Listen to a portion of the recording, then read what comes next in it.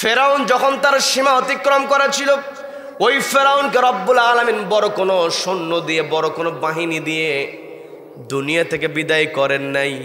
রব্বুল আলামিন পানির মধ্যে চুবায়া মেরে দুনিয়া থেকে বিদায় করেছেন। কি কথা বলেন? যেখানে হাজার হাজার মানুষ থাকে সেখানে পানিতে মরে যাওয়ার সম্ভাবনা থাকেই না, কারণ আশেপাশে মানুষ থাকলে পানিতে পড়লে তাকে উঠিয়ে ফেলা হয়।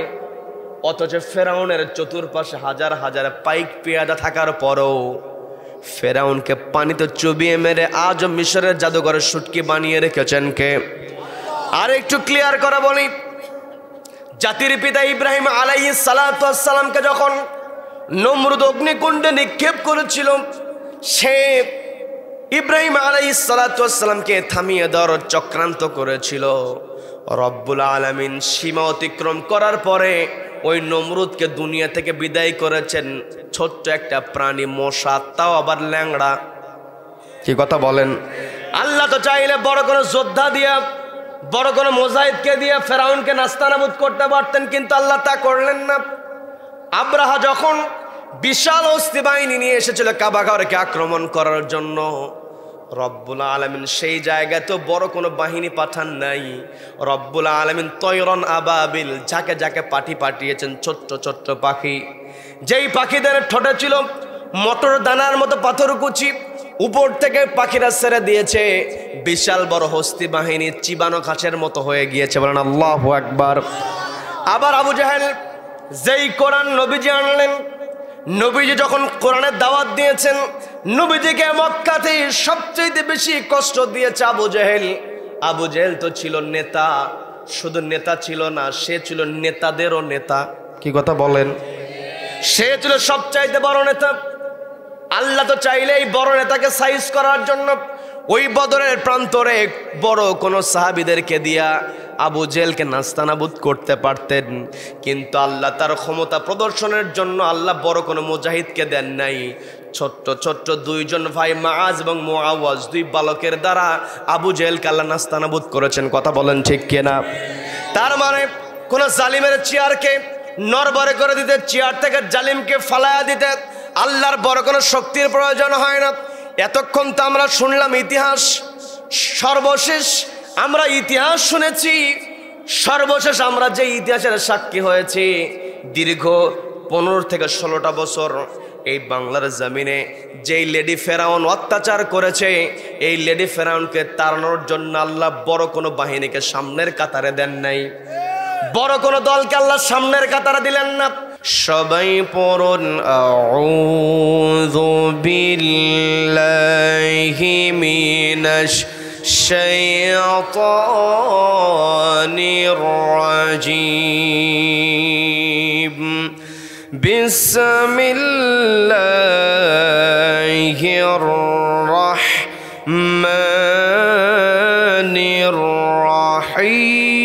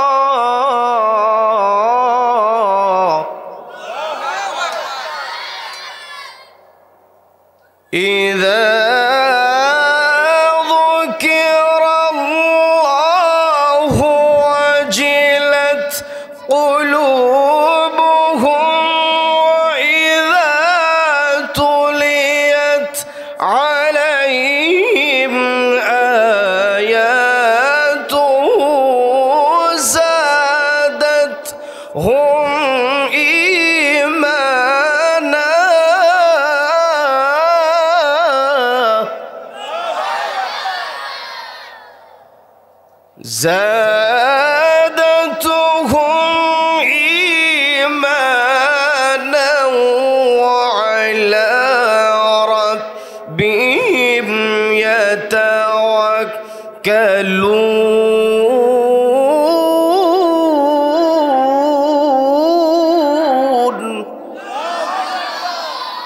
الله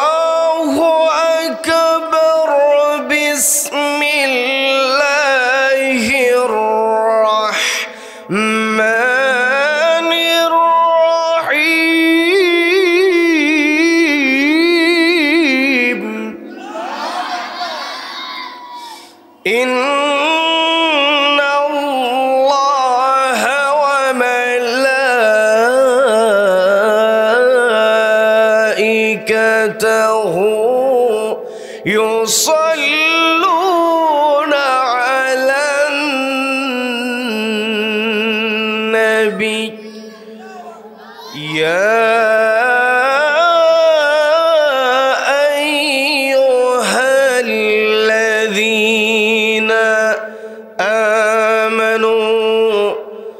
صلوا عليه وسلموا تسليما اللهم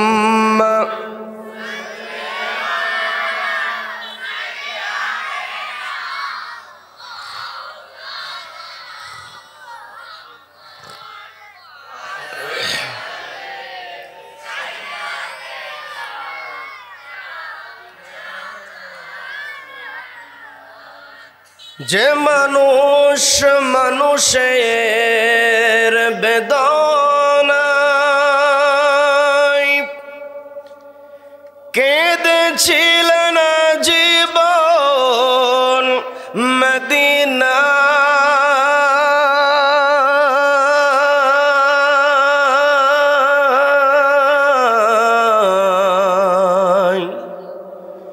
সেই মাটি সেই মানুষ যদি এত সুন্দর না জানি তাহলে আল্লাহ তুমি কত সুন্দর কত সুন্দর আল্লাহুম্মা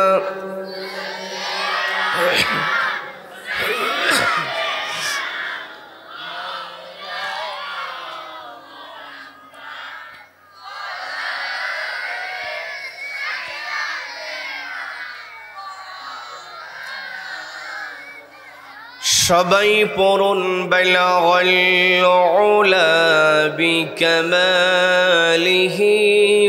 কাশাফাত দুজা বিজামালিহি হাসুনাত জামিউ খিসালিহি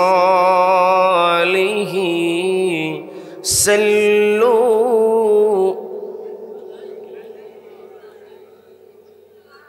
বাংলাদেশের অন্যতম প্রসিদ্ধ জেলা বগুড়া জেলার সদর উপজেলার নাড়ুলি উত্তর নাড়ুলি জামে মসজিদের উন্নতিকল্পে আয়োজিত উত্তর নাড়ুলি যুব সমাজের আয়োজনে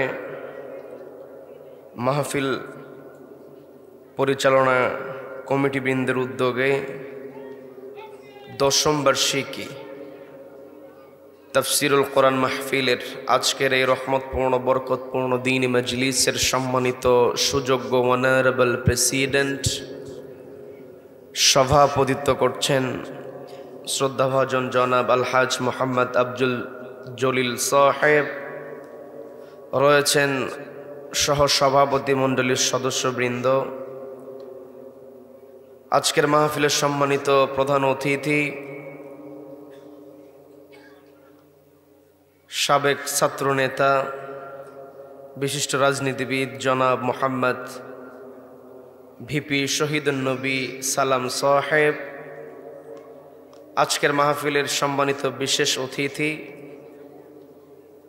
মঞ্চে উপস্থিত রয়েছেন শ্রদ্ধাভাজন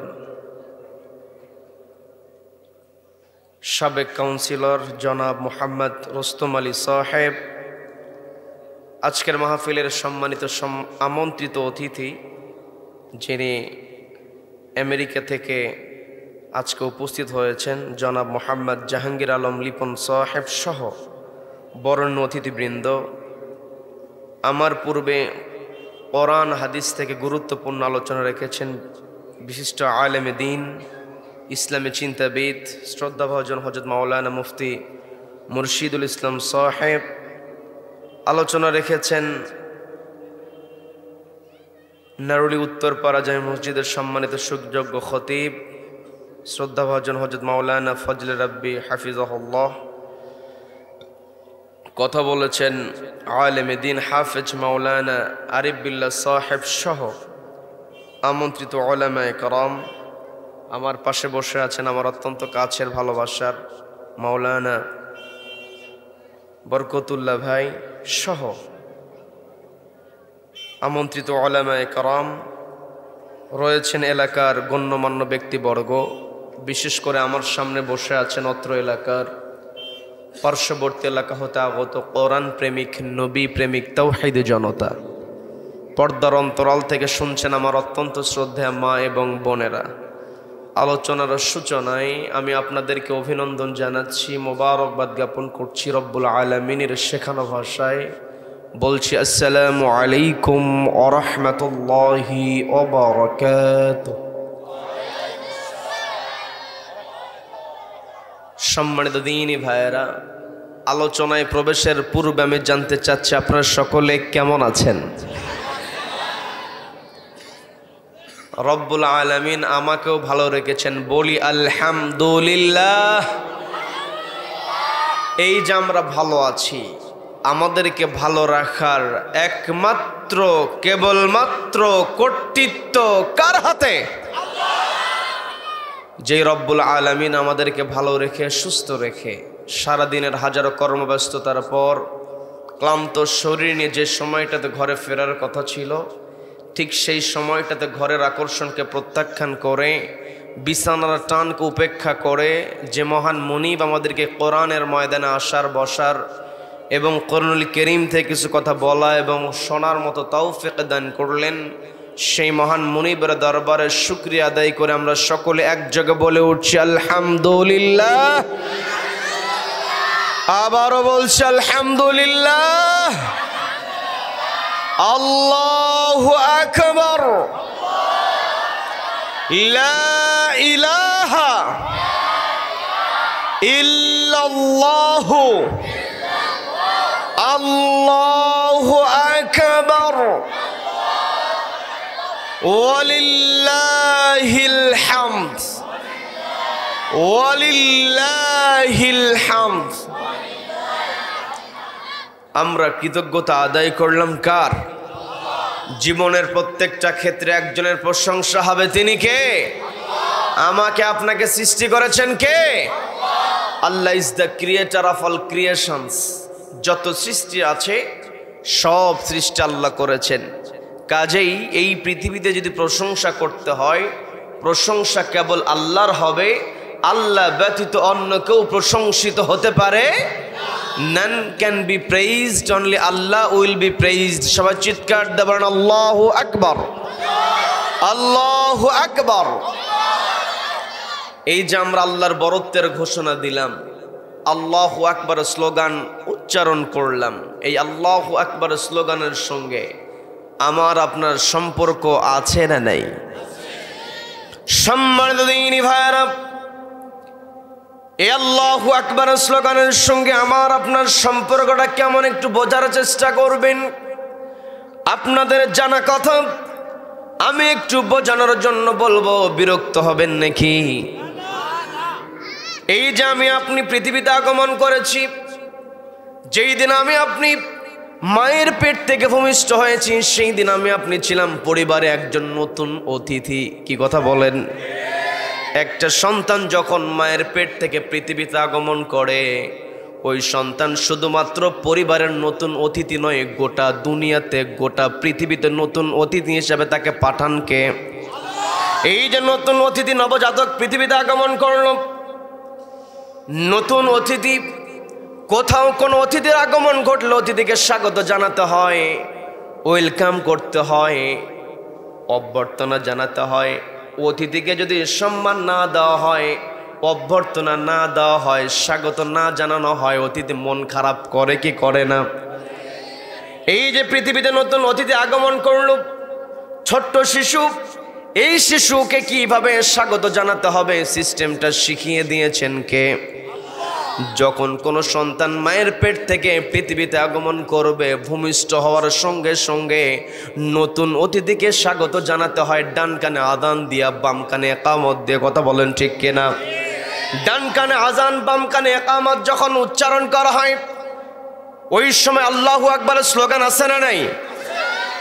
শুধু তাই নয়, এই নবজাতক পৃথিবীতে যতদিন বেঁচে থাকবি, নির্ধারিত সময় আমি আপনি পৃথিবীতে থাকব, নির্ধারিত সময় যখন শেষ হয়ে যাবে, এই পৃথিবীতে কেউ থাকতে পারবে না।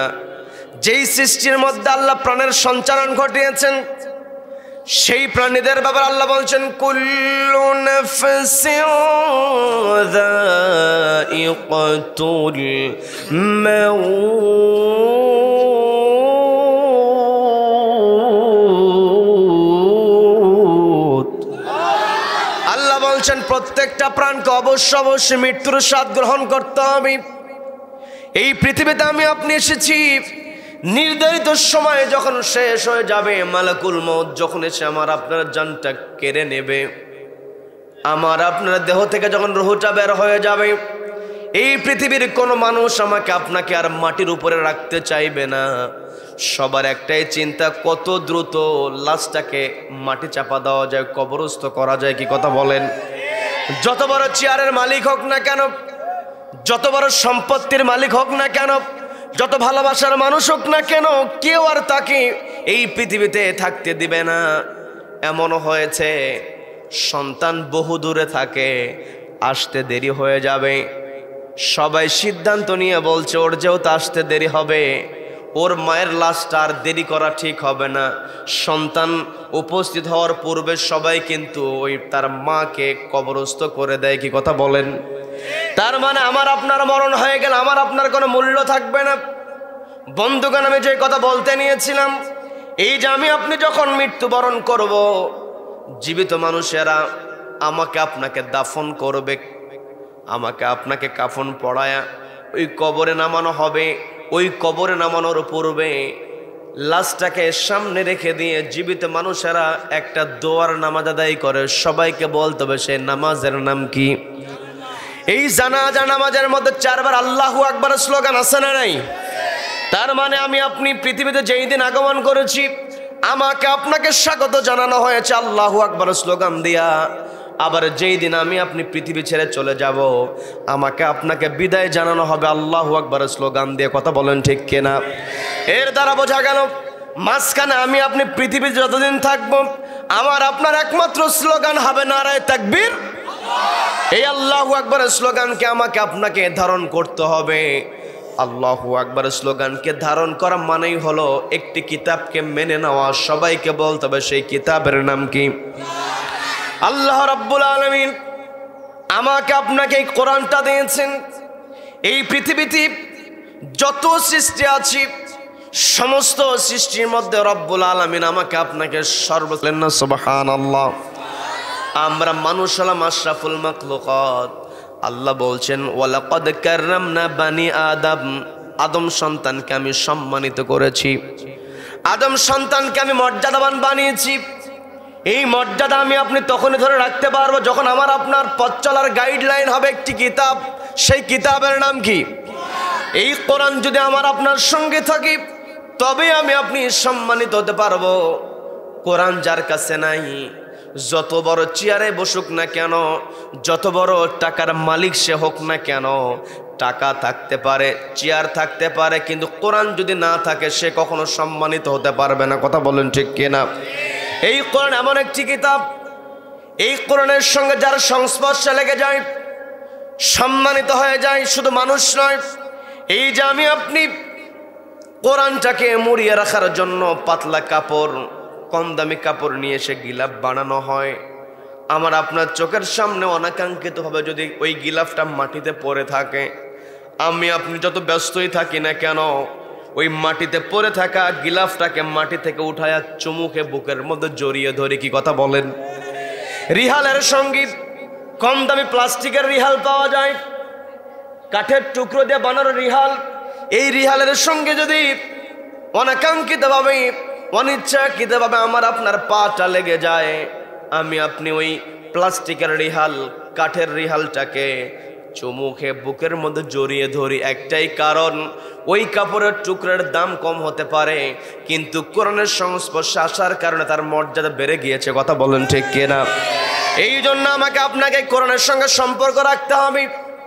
নবীজি আরো ক্লিয়ার করে বললেন, মান জাআলাহু আমামাহু কাদাহু ইলাল জান্নাহ, যেই ব্যক্তি জাআলাহু বানিয়ে নেবে, জাআলাহু আয় জাআলাল কোরআন, এই কোরআনকে যে ব্যক্তি বানিয়ে নেবে, আমামাহু তার ইমাম, কাদাহু ইলাল জান্নাহ, এই কোরআন তাকে আল্লাহ জান্নাতে প্রবেশ করায় দেবে। বলেন না সুবহানাল্লাহ।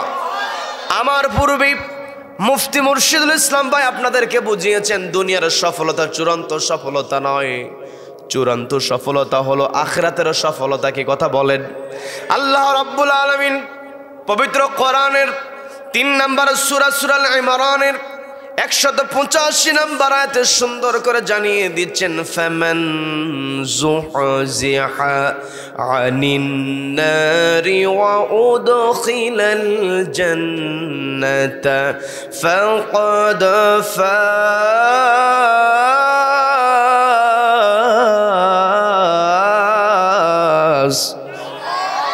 আল্লাহ বলছেন, ফামান যুহজিহা আনিন নার, যেই ব্যক্তি নিজেকে জাহান্নামের আগুন থেকে দূরে সরিয়ে রাখতে পারবে, ওয়া উদখিলাল জান্নাহ, এবং জান্নাতে প্রবেশ করতে পারবে, ফাকাদ ফাজ, সেই ব্যক্তি হলো প্রকৃত সফল। কি কথা বলেন? সম্মানিত ভাইরা, আমি আপনি আজকে এই জায়গায় বসেছি কোরআন শোনার জন্য। কি কথা বলেন? কি কথা বলেন? কোরআন শুনলে উপকার আছে না নাই?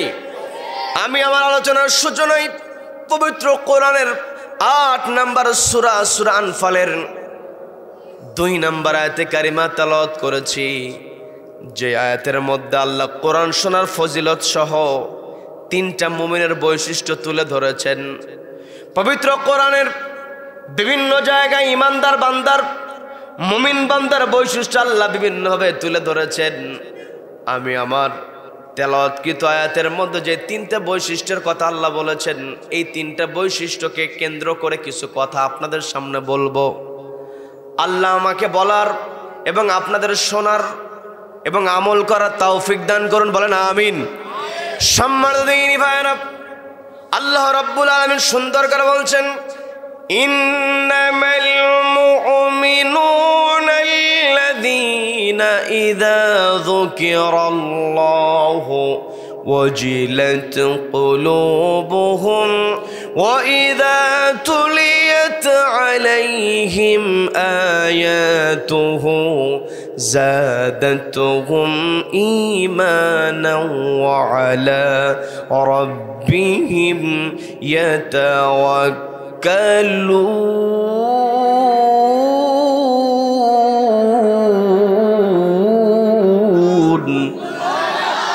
আল্লাহ পাক বলছেন, ইন্নামাল মুমিনুন, তারাই হলো মুমিন, আল্লাযীনা ইযা যুকিরাল্লাহ, যখন তাদের সামনে আল্লাহর নাম উচ্চারিত হয়, ওয়াজিলাত কুলুবুহুম, অন্তরটা কেঁপে ওঠে। কার ভয়ে? সবাইকে বলতে হবে কার ভয়ে?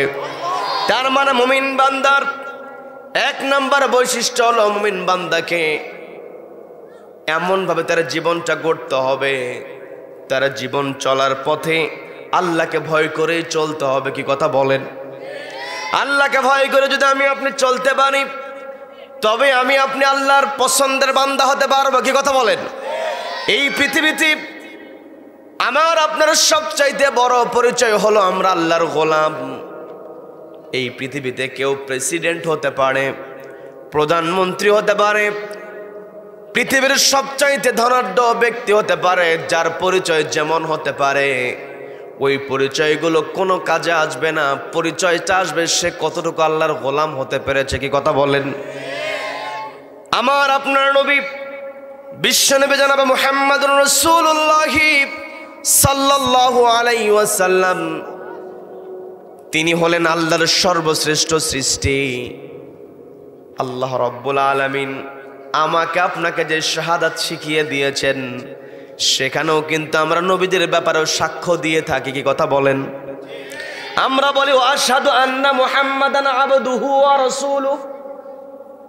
সম্মানিত ভাইয়েরা, একটু বোঝার চেষ্টা করবেন, এই জায়গাতে গুরুত্বপূর্ণ একটা মেসেজ লুকিয়ে আছে। পর্দার আড়ালের মা বোনের একটু বোঝার চেষ্টা করবেন। সেটা হলো, আমার আপনার নবীজির পরিচয় আল্লাহ আমাকে আপনাকে শিখিয়ে দিলেন, মুহাম্মাদান আবদুহু ওয়া রাসূলুহু। নবীজি ছিলেন সর্বশ্রেষ্ঠ রাসূল। শুধু রাসূল নয়, সর্বশ্রেষ্ঠ রাসূল। বলেন আল্লাহু আকবার। নবীজির রাসূল পরিচয় আল্লাহ রাব্বুল আলামিন চাইলে বলতে পারতেন মুহাম্মাদার রাসূলুহু ওয়া আবদুহু, কিন্তু আল্লাহ এই জায়গাতে তা করেন না। আল্লাহ বলছেন মুহাম্মাদান আবদুহু ওয়া রাসূলুহু। রাসূলের পরিচয় তুলে ধরার ক্ষেত্রে আল্লাহ রাব্বুল আলামিন নবীজিকে সেখানে আল্লাহর বান্দা হিসেবে পরিচয় করিয়ে দিয়েছেন। কি কথা বলেন? তার মানে আমার আপনার এই পৃথিবীতে সবচাইতে বড় পরিচয় ধারণ করতে হবে আমি আপনি কতটুকু আল্লাহর গোলাম হতে পেরেছি। আমার আপনার অন্তরে আল্লাহর ভয় যত থাকবে, আমি আপনি আল্লাহর তত বড় গোলাম হতে পারবো। কি কথা বলেন? পর্দাওয়ালার মা বোনেরা শুনছেন, কানটা একটু খাড়া করে শুনবেন। সন্তানকে তো আমরা চাই আমার সন্তান প্রতিষ্ঠিত হোক, আমার সন্তান বড় হয়ে কারি কারি টাকা ইনকাম করুক, বড় একটা চেয়ারে বসুক। প্রত্যেকটা মায়ের চিন্তা সবচাইতে বেশি, দেখবেন কোন কিন্ডারগার্টেনে ভর্তি করাতে হবে, কোন স্কুলে ভালো পড়াশোনা করা হয়, বাবার চাইতে মায়ের খোঁজ বেশি। কি কথা বলেন? আমার কথা বুঝতে কষ্ট হচ্ছে আপনাদের? কষ্ট হচ্ছে? দেখবেন বাপের চাইতে মায়ের চিন্তাটা বেশি, কারণ বাপের ইনকামের জন্য অধিকাংশ ক্ষেত্রে, কিছু কিছু জায়গায় মায়েরা তারাও ইনকাম করে, সেটা ভিন্ন হিসাব, কিন্তু অধিকাংশ ক্ষেত্রে মায়ের চিন্তাই বেশি। সন্তানকে কোথায় পড়ালে ভালো হয়, কোন টিচারের কাছে পড়ালে জেলা স্কুলে চান্স পাবে, কোন টিচারের কাছে পড়ালে ভিএম স্কুলে চান্স পাবে, কোথায় পড়ালে আমার ছেলে ডাক্তার হবে, ইঞ্জিনিয়ার হবে, আমার ছেলে বড় অফিসার হবে। আমার আপনার চিন্তা অবশ্যই থাকবে সন্তানকে ডাক্তার বানাতে হবে, ইঞ্জিনিয়ার বানাতে হবে, বড় অফিসার বানাতে হবে। এগুলো অবশ্যই দরকার। আমি আপনি অসুস্থ হয়েছি, ডাক্তারের কাছে যেতে হবে। আপনার বিল্ডিং করবেন, ইঞ্জিনিয়ারের কাছ থেকে নকশা নিতে হবে। আপনার দেশ পরিচালনার জন্য অফিস আদালতে বড় অফিসারের দরকার, সেখানে অফিসার লাগবে। সেগুলো আমার আপনার সন্তানেরাই হবে। কি কথা বলেন? কি কথা বলেন? তবে সবার আগে সন্তানকে বোঝাতে হবে, ইন্নামাল মুমিনুনা আল্লাযীনা ইযা যুকিরাল্লাহ ওয়াজিলাত কুলুবুহুম। সন্তান তুমি যাই করো না কেন, অন্তরে থাকতে হবে আল্লাহর ভয়। কি কথা বলেন? সন্তানকে আপনি ডাক্তার বানান, যদি সন্তানের মনের মধ্যে আপনি আল্লাহর ভয় ঢুকিয়ে দিতে পারেন, ওই সন্তান ডাক্তারই হবে, ডাক্তার নামক কসাই হবে না। কি কথা বলেন? আপনার সন্তানকে আপনি ইঞ্জিনিয়ার বানান, আপনার সন্তানকে আপনি যদি আল্লাহর ভয় অন্তরে ঢুকিয়ে দিতে পারেন, আপনার সন্তানকে যদি কোরআনের শিক্ষা আপনি দিতে পারেন, ওই সন্তান ইঞ্জিনিয়ার হবে। ইঞ্জিনিয়ার হয়ে সে কখনো রডের বদলে বাঁশ দেবে না। কি কথা বলেন? আমার দেশে রডের বদলে বাঁশ দেয়া বিল্ডিং করে, কি করে না? আছে না নাই? যেই ইঞ্জিনিয়ার এই কাজ করছে, যেই ঠিকাদারগুলো এই কাজ করে, যেখানে রডের দরকার হচ্ছে 4 সুত, সেখানে অন্তত 2 সুত দে বাবা, সেখানে রডই না দিয়া বাঁশ দিয়ে বিল্ডিং করছে। যদি ওই ইঞ্জিনিয়ারের মনে আল্লাহর ভয় থাকতো, ওই ইঞ্জিনিয়ার কখনো এই কাজ করতে পারতো? এই জন্য আমার আপনার টার্গেট হবে, পর্দার মা বোনদেরকে আমি দৃষ্টি আকর্ষণ করে বলছি, মা আপনার সন্তানকে আপনি অবশ্যই দুনিয়াবি শিক্ষা আপনি দেবেন। দুনিয়াবি শিক্ষা বলতে কোনো শিক্ষা নাই, যত শিক্ষা আছে সব শিক্ষা দিয়েছেন কে? সবাইকে বলতে হবে কে শিক্ষা দিয়েছেন? কোরআন কি বিজ্ঞান থেকে আলাদা করা যাবে না? বিজ্ঞানকে আবার কোরআন থেকে আলাদা করা যাবে না। কি কথা বলেন? এই কোরআনের মধ্যে বিজ্ঞান আছে না নাই? সবাইকে বলতে পারছে না নাই? সম্মানিত দিনী ভাইয়েরা, আমি যেই কথা বোঝানোর জন্য বলছি, আমি আমার আলোচনার সূচনায় সূরা আনফালের 2 নম্বর আয়াতে কারিমা তেলাওয়াত করেছি, যে আয়াতে আল্লাহ রাব্বুল আলামিন মুমিন বান্দার 1 নম্বর বৈশিষ্ট্য বললেন, মুমিন বান্দার অন্তরটা কেঁপে উঠবে আল্লাহর ভয়ে। 2 নম্বর বৈশিষ্ট্য যেটা আল্লাহ বললেন, ওয়া ইযা তুলিয়াত আলাইহিম আয়াতুহু যাদাতুহুম ঈমানা।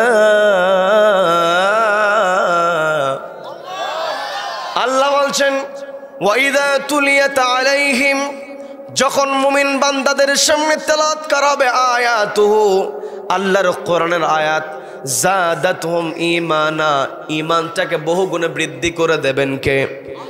সবাইকে বলতে হবে কে করে দেবেন? তার মানে আমি আপনি এখানে বসেছি, আমার আপনার সামনে কোরআনের আয়াত তেলাওয়াত হচ্ছে, আমি আপনি যদি প্রকৃত ঈমানদার হতে পারি, আমার আপনার ঈমান অবশ্যই বৃদ্ধি পাবে। কি কথা বলেন?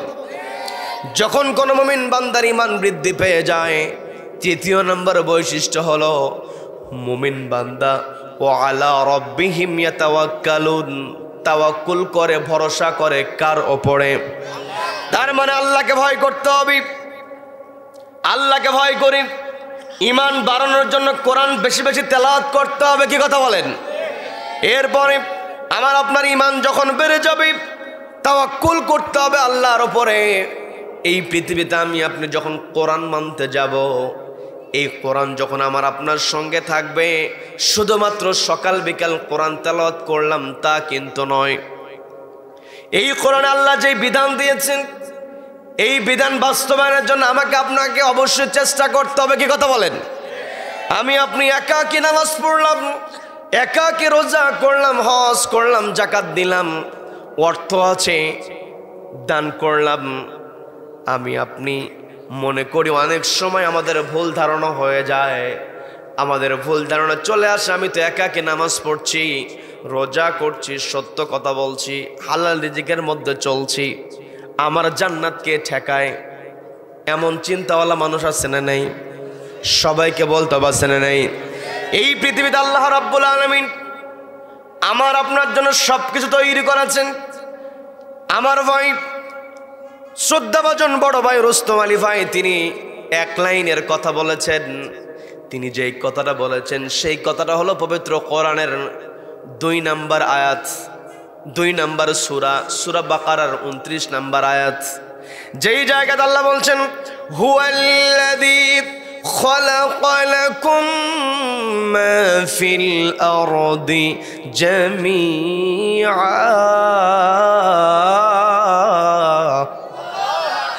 আল্লাহ রাব্বুল আলামিন বলছেন হুয়াল্লাযী, তিনি হলেন সেই মহান সত্তা, খালাকা লাকুম, যিনি তৈরি করেছেন তোমাদের জন্য, মা ফিল আরদ, জমিনে যা আছে। এখানে অনেক আলেম ওলামা আছেন, তারা বুঝতে পারবেন। আমি আপনাদেরকে আরেকটু ক্লিয়ার করে বলি, আল্লাহ কিন্তু এই জায়গায় বলতে পারতেন মা ফিল আরদ, জমিনে যা আছে। আল্লাহ এই কথা বললেন না, অতিরিক্ত আরেকটা কথা যুক্ত করলেন, জামিআ, যা কিছু আছে তারা সব কিছু মানুষের জন্য তৈরি হয়েছে। বলেন না সুবহানাল্লাহ। 29 নম্বর আয়াত আল্লাহ রাব্বুল আলামিন এই কথা বলেন, আমার বান্দারা, এই পৃথিবীতে যা কিছু আছে সব কিছু আমি তোমাদের জন্য তৈরি করেছি। 30 নম্বর আয়াত আল্লাহ বলছেন ফেরেশতাদের সঙ্গে আল্লাহর কি কথোপকথন হয়েছে। আল্লাহ ফেরেশতাদেরকে ডাক দিয়ে বলছেন ইন্নী জাইলু ফিল আরদি খলিফা, ও আমার ফেরেশতারা, আমি তো এই জমিনে আমার প্রতিনিধি প্রেরণ করতে চাই, খলিফা প্রেরণ করতে চাই। তার মানে আমার আপনার সবচাইতে বড় পরিচয় হলো, আমার আপনার সবচাইতে বড় দায়িত্ব হলো খেলাফতের দায়িত্ব পালন করতে হবে। কি কথা বলেন? কি কথা বলেন? আমি আপনি যদি আল্লাহর গোলাম হতে চাই, আল্লাহ তো আমাকে আপনাকে এই জায়গাতে যে অ্যাড্রেসটা করেছেন, পরিচয়টা আল্লাহ যে আমার আপনার জন্য তুলে ধরেছেন, আল্লাহ ফেরেশতাদেরকে ডাক দিয়ে বলছেন ইন্নী জাইলুন ফিল আরদি খলিফা, আমি আমার জমিনে আমার প্রতিনিধি প্রেরণ করব, খলিফা প্রতিনিধি প্রেরণ করব। এই কথা বলার পরে ফেরেশতারা আল্লাহকে জবাব দিয়ে বলছেন আতাজালু ফিহা মান ইউফসিদু ফিহা ওয়া ইয়াসফিকুদ দিমা, ওগো আল্লাহ, পৃথিবীতে কি আপনি এমন কাউকে পাঠাবেন যারা পৃথিবীতে গিয়ে ফাসাদ তৈরি করবে, ফিতনা করবে, এমন কি রক্ত ঝরাবে। অথচ নাহনু নুসাব্বিহু বিহামদিকা ওয়া নুকদ্দিসু লাক, আমরাই তো আপনার কৃতজ্ঞতা আদায় করি, আমরাই তো আপনার ইবাদত করি, আপনার প্রশংসা করি। ফেরেশতারা কিন্তু সরাসরি বলেন নাই যে মানুষ পাঠানোর দরকার নাই, সরাসরি তারা বলে নাই। তারা বলেছেন ওগো আল্লাহ, আপনি তো খলিফাদেরকে প্রেরণ করবেন, আপনার গোলামি করার জন্য, আপনার দাসত্ব করার জন্য। কিন্তু জিন জাতিকে যখন পৃথিবীতে পাঠানো হয়েছে, জিন জাতি ফাসাদ তৈরি করেছে। এই ফাসাদকে কেন্দ্র করে ফেরেশতারা বলল, আপনি যদি আবার আপনার খলিফা মানুষদেরকে যদি আপনি পাঠান, সেখানে গিয়ে তো তারা তো ফাসাদ তৈরি করতে পারে। পরোক্ষভাবে তারা নিষেধ করেছিল পাঠানোর জন্য। আল্লাহ রাব্বুল আলামিন বললেন, ইন্নী আ'লামু মা লা তা'লামুন। ও আমার বান্দারা, ফেরেশতাদেরকে আল্লাহ লক্ষ্য করে বলছেন, ও আমার ফেরেশতারা, ইন্নী আ'লামু, আমি যা জানি, মা লা তা'লামুন, তোমরা তা জানো না। বলেন আল্লাহু আকবার। তার মানে এই পৃথিবীতে শুধু মানুষ ফাসাদ করবে তা নয়, এমন মানুষ থাকবে যারা একমাত্র ভরসা করবে কার ওপরে? সবাইকে বলতে হবে কার ওপরে? আল্লাহর ওপর ভরসা করি। আমার আপনার দায়িত্ব পালন করতে হবে। একাকী আমি আপনি ব্যক্তিগত জীবনে ইবাদত করে আল্লাহর কাছে পার কোনো সুযোগ নেই। আমাকে ব্যক্তিগত জীবনে, পারিবারিক জীবনে, সামাজিক জীবনে, রাষ্ট্রীয় জীবনে, আন্তর্জাতিক অঙ্গনে প্রত্যেকটা ক্ষেত্রে মানতে হবে কাকে? এই কোরআনের মধ্যে সমস্ত বিধান ঢুকিয়ে দিয়েছেন কে? তিবিয়ানান লিকুল্লি শাই। এমন কোন বিষয় নাই যে বিষয় আল্লাহ কোরআনে দেন নাই। বলেন না সুবহানাল্লাহ। তার মানে আমি আপনি একাকী ইবাদত করলাম। যদি একাকী ইবাদত করে পার পাওয়া যেত, তাহলে নবীজিকে ওই মক্কা থেকে মদিনায় হিজরত করতে হতো না। কি কথা বলেন? নবীজিকে অফার দেওয়া হয়েছিল, তুমি তোমার মতো চলো, তুমি তোমার মতো ইবাদত করো, তুমি কোনো কথা বলতে পারবে না, তোমার অর্থ দরকার, অর্থ দেওয়া হবে, তোমার সম্পদ, তোমার নারীর দরকার, নারী দেওয়া হবে, তোমার চেয়ার দরকার, চেয়ার দেওয়া হবে, তবে তুমি একাকী ইবাদত করবে। আর আমরা যেই কাজগুলো করি, এই কাজের বিরুদ্ধে তোমরা কোনো কথা বলতে পারবে না। নবীজি চাইলে যদি একাকী ইবাদত করে বেঁচে যাওয়া যেত, নবীজি ওই অফারটাকে গ্রহণ করে নিতে পারতেন। কি কথা বলেন? এর দ্বারা বোঝা যায় একাকী ইবাদত করার নাম কখনো ইসলাম হতে পারে না। ইসলাম হলো ব্যক্তিগত জীবনে, পারিবারিক জীবনে, সামাজিক জীবনে প্রত্যেকটা জায়গায় মানতে হবে একটি কিতাব। সেই কিতাবের নাম কি? আরেকটা কথা বলি, সেটা হলো ইয়াজিদ যখন, পাপিষ্ঠ ইয়াজিদ যখন ইমাম হোসাইনকে অফার করেছিল, তার চেলা চামুন্ডা দিয়ে বলিয়ে নিয়েছিল, তোমরা হোসাইনকে প্রস্তাব দেবে, হোসাইন পৃথিবীর যেই প্রান্তে থাকবে সেই প্রান্তে তাকে সুযোগ সুবিধা দেওয়া হবে, শুধুমাত্র সে যেন আমার বিরুদ্ধে কোনো কথা না বলে। ইমাম হোসাইন বলেছে, আমি পৃথিবীতে অন্যায়ের বিরুদ্ধে কথা বলবো। যদি অন্যায়ের বিরুদ্ধে কথা না বলে থাকার কোনো সুযোগ থাকতো, ইমাম হোসাইন তার কল্লাটা ওই দিন দিতেন না। কথা বলেন ঠিক কিনা? আমাকে আপনাকে বুঝতে হবে, ইসলামটা পরিপূর্ণ বুঝতে হবে। এই কোরআনের মধ্যে আল্লাহ সব কিছু ঢুকিয়ে দিয়েছেন। আমার আপনার কনসেপ্টটা ক্লিয়ার করতে হবে। আমাকে আপনাকে আল্লাহ কেন পৃথিবীতে পাঠালেন? পৃথিবীর সব কিছু রব্বুল আলামিন আমার আপনার জন্য তৈরি করেছেন। এত এত নিয়ামত আল্লাহ আমাকে আপনাকে দিয়েছেন। আমি আপনি যদি আল্লাহর দেওয়া নিয়ামতের গণনা শুরু করি, গণনা শেষ করতে পারবো নাকি? সবাইকে কথা বলতে হবে, গণনা শেষ করতে পারবো নাকি? শুধুমাত্র আমি আপনি বেঁচে আছি, আমার আপনার শ্বাস প্রশ্বাস চলছি, কত নিয়ামত আল্লাহ আমাকে আপনাকে দিয়ে চ্যালেঞ্জ করে বলছেন, ওয়া ইন তাউদ্দু নি'মাতাল্লাহি লা তুহসুহা ইন্নাল্লাহা লাগফুরুর রহিম।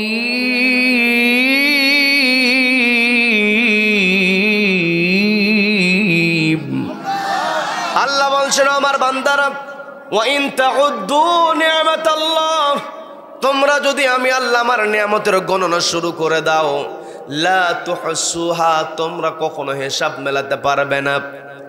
এই যে আমি আপনি এখানে, আমরা সবাই জীবিত মানুষ, আমার আপনার শ্বাস প্রশ্বাস চলছে, এই শ্বাস প্রশ্বাস যদি বন্ধ হয়ে যায়, আমি আপনি বাঁচতে পারবো নাকি? সবাইকে বলতে হবে, বাঁচতে পারবো নাকি? এই শ্বাস প্রশ্বাস যে চলছে, এই শ্বাস প্রশ্বাসের জন্য সবচাইতে বড় যেটা প্রয়োজন সেটা হলো অক্সিজেন। এই জায়গায় আমরা যারা বসে আছি, এই জায়গাতে যদি অক্সিজেন সরবরাহ বন্ধ করে দেওয়া হয়, আমি আপনি সর্বোচ্চ 3 মিনিট, সর্বোচ্চ 5 মিনিট, এর বাইরে আমি আপনি বেঁচে থাকতে পারবো নাকি? কথা বলেন। এই যে অক্সিজেনের দায়িত্বটা আল্লাহ সরাসরি নিজের হাতে রেখে দিয়েছেন, কারণ এই পৃথিবীতে যারা ক্ষমতার চেয়ারে বসে, এদের কাছে যদি আল্লাহ অক্সিজেনের দায়িত্বটা দিয়ে দিতেন, আমি শুধু বোঝানোর জন্য বলছি, এই যে এই বছরে মাহফিল হচ্ছে, কোনো অনুমতির প্রয়োজন হয় নাই। কিন্তু আমরা গত বছর, আজকে যেমন জানুয়ারির 23 তারিখ, গত বছর জানুয়ারির 23 তারিখকে যদি আমরা একটু কল্পনা করি, তাহলে দেখা গেছে মাহফিলের কোনো অনুমতি দেয় নাই। কি কথা বলেন? কি কথা বলেন? যদি ওদের হাতে অক্সিজেনের কর্তৃত্ব থাকতো, ওরা অনুমতি ঠিকই দিত। কিন্তু মানুষ যখন একত্রিত হবে, যেই জায়গাতে বসবে, ওই জায়গাতে ওরা অক্সিজেনটাকে বন্ধ করে দিত। সাংবাদিকেরা গিয়ে প্রশ্ন করত, কি ব্যাপার, ওই মাহফিলের জায়গায়, জনসভার জায়গায় আপনার অক্সিজেন কেন বন্ধ করেছেন? এত এত মিথ্যা কথা ওরা বলেছে। ওরা ওই সময় বলতো, আমরা অক্সিজেন বন্ধ করি নাই, ওদের নাকেই সমস্যা। কি কথা বলেন? প্রত্যেকটা জায়গায় মিথ্যা কথা বলেছে। কি কথা বলেন? কিন্তু মিথ্যা কথা বলে শেষ পর্যন্ত নিজেদের অস্তিত্ব রক্ষা করতে পারছে না। কি কথা বলেন? তার মানে আমার আপনার অসংখ্য অগণিত নিয়ামত আল্লাহ আমাকে আপনাকে দিয়েছেন। এই যে অক্সিজেন, যেই কথা বলার জন্য আমি কথাগুলো বললাম, আমি আপনি প্রতিনিয়ত অক্সিজেন যে গ্রহণ করি পরিবেশ থেকে, বায়োলজিক্যাল সায়েন্স যে তথ্যটা দেয়, একজন মানুষ বেঁচে থাকার জন্য প্রতি মিনিটে সে পরিবেশ থেকে 7 থেকে 8 লিটার অক্সিজেন গ্রহণ করে। বলেন না সুবহানাল্লাহ? প্রতি মিনিটে যদি 7 থেকে 8 লিটার অক্সিজেন হয়, তাহলে 24 ঘন্টায় প্রত্যেকটা মিনিটের ক্যালকুলেশন করলে দেখা যায় একজন মানুষ বেঁচে থাকার জন্য দৈনিক 10,000 থেকে 11,500 লিটার অক্সিজেন সে গ্রহণ করে পরিবেশ থেকে। বলেন না সুবহানাল্লাহ? আবার এই হাজার হাজার লিটার অক্সিজেন সবগুলোই যদি আমার আপনার দেহের মধ্যে ঢুকে যায়, আমি আপনি অসুস্থ হয়ে যাব। যার কারণে আমার আপনার রেসপিরেটরি সিস্টেমের মধ্যে রব্বুল আলামিন এমন মেকানিজম দিয়েছেন, এই 10,000 থেকে 11,500 লিটার অক্সিজেন থেকে মাত্র 500 লিটার অক্সিজেন ছাঁকনি আকারে কাজ করে রেসপিরেটরি সিস্টেম। বলেন না সুবহানাল্লাহ? তার মানে আমার আপনার রেসপিরেটরি সিস্টেমের মধ্যে এই মেকানিজমটাকে ঢুকিয়ে দিয়েছেন কে? এই যে আল্লাহর নিয়ামত। অন্যান্য নিয়ামতের দিকে যাব না। আমার সামনে অনেক ছোট ছোট শিশু বাচ্চারা এখানে বসে আছে। এই যে ছোট্ট বাচ্চা, বয়স কতই হবে? ওই যে আমার একটা ভাগিনা ওখানে বসে আছে, সাদ নাম, ওর বয়স সর্বোচ্চ কত হবে? 8 থেকে 10 বছর। এই জায়গায় যে বাচ্চাগুলো বসে আছে, ওরা কিন্তু এখানে খেলাধুলা করছে। এদের বয়স আর কতই হবে? আমার মুরব্বী বসে আছেন। আমি আপনি যে বয়সীর হই না কেন, যদি আমাকে আপনাকে বলা হয় মায়ের পেট থেকে যেই দিন তুমি পৃথিবীতে এসেছো, ওই দিন থেকে আজকে পর্যন্ত কত লিটার অক্সিজেন তুমি ব্যবহার করেছো, শুধু অক্সিজেনের হিসাব দাও, আমি আপনি হিসাব দিতে পারবো নাকি? এই যে এত নিয়ামত আল্লাহ আমাকে আপনাকে দিয়েছেন, আমার আপনার দায়িত্ব হলো এই পৃথিবীতে আল্লাহর খলিফা হিসেবে কাজ করতে হবে। কি কথা বলেন? আল্লাহর খলিফা হিসেবে আমি আপনি কেমন করে কাজ করব? পবিত্র কোরআনের 3 নম্বর সূরা, সূরা আলে ইমরানের 110 নম্বর আয়াতে রব্বুল আলামিন সুন্দর করে বলছেন, কুনতুম খায়রা উম্মাতিন উখরিজাত লিন-নাসি তা'মুরুনা বিল মা'রুফি ওয়া তানহাউনা আনিল মুনকারি ওয়া তু'মিনুনা বিল্লাহ।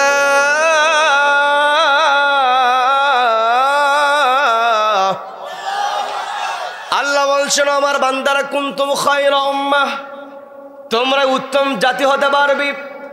উখরিজাত লিন-নাস, তোমাদেরকে বের করা হয়েছে, নির্বাচিত করা হয়েছে মানুষের জন্য। তার মানে এই পৃথিবীতে আমি আপনি উত্তম তখনই হতে পারবো যখন আমি আপনি কাজ করব মানুষের জন্য। কথা বলেন ঠিক কিনা? মানুষের তরে যদি আমি আপনি কাজ করতে চাই, আমার আপনার কর্মসূচি কি হবে? আল্লাহ বলছেন, তা'মুরুনা বিল মা'রুফ, তোমরা সৎ কাজের আদেশ দেবে। ওয়া তানহাউনা আনিল মুনকার, অসৎ কাজে বাধা প্রদান করবে।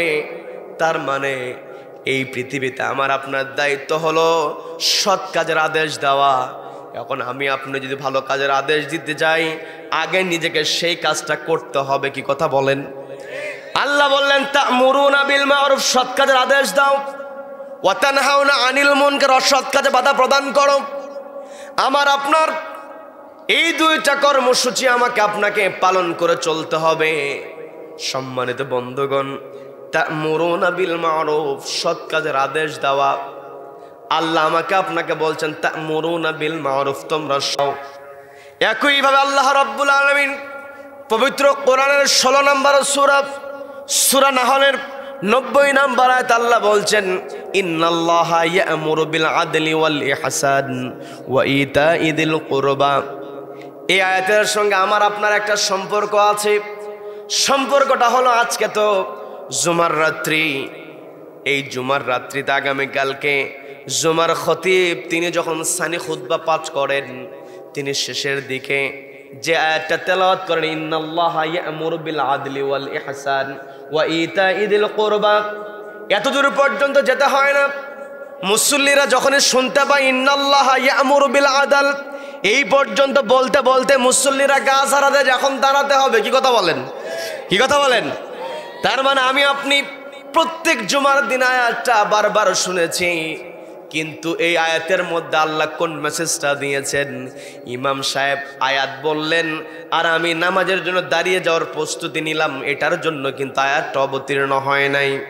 আল্লাহ বলছেন, আমার বান্দারা তা'মুরুনা বিল মা'রুফ, তোমরা সৎ কাজের আদেশ দাও।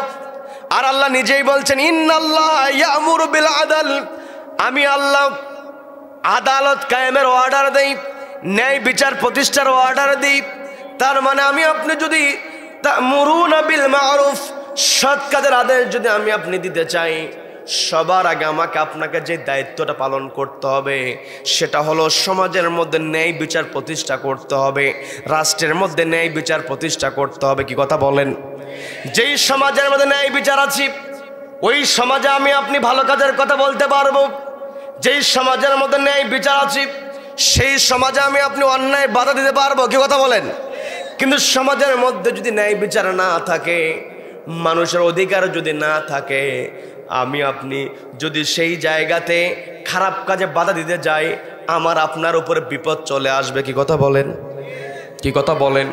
এই জন্য আমার আপনার 1 নাম্বার কর্মসূচি হতে হবে, আমি আপনি যে তা'মুরুনা বিল মা'রুফ, সৎ কাজের আদেশ যদি আমি আপনি দিতে চাই, তাহলে সবার আগে আমাকে আপনাকে কাজ করতে হবে ন্যায় বিচার প্রতিষ্ঠার জন্য। কি কথা বলেন? আমার কথায় কি বিরক্ত হচ্ছেন? বিরক্ত হচ্ছেন? আলোচনা চলবে, চলবে কতক্ষণ? সারা রাত। বক্তা কাত হোক আর সোজা থাকুক, কোরআনের কথা শুধুমাত্র সারা রাত হবে না। যতদিন পর্যন্ত পূর্ব দিগন্তে সূর্য উদিত হয়ে পশ্চিম আকাশে অস্ত যাবে, ততদিন পর্যন্ত কোরআনের কথা হবে। কোন কোরআন বিদ্বেষী কোরআনকে থামাতে পারবে না। কারা কেরামতের পক্ষে আছেন? 2 হাত আল্লাহকে দেখান।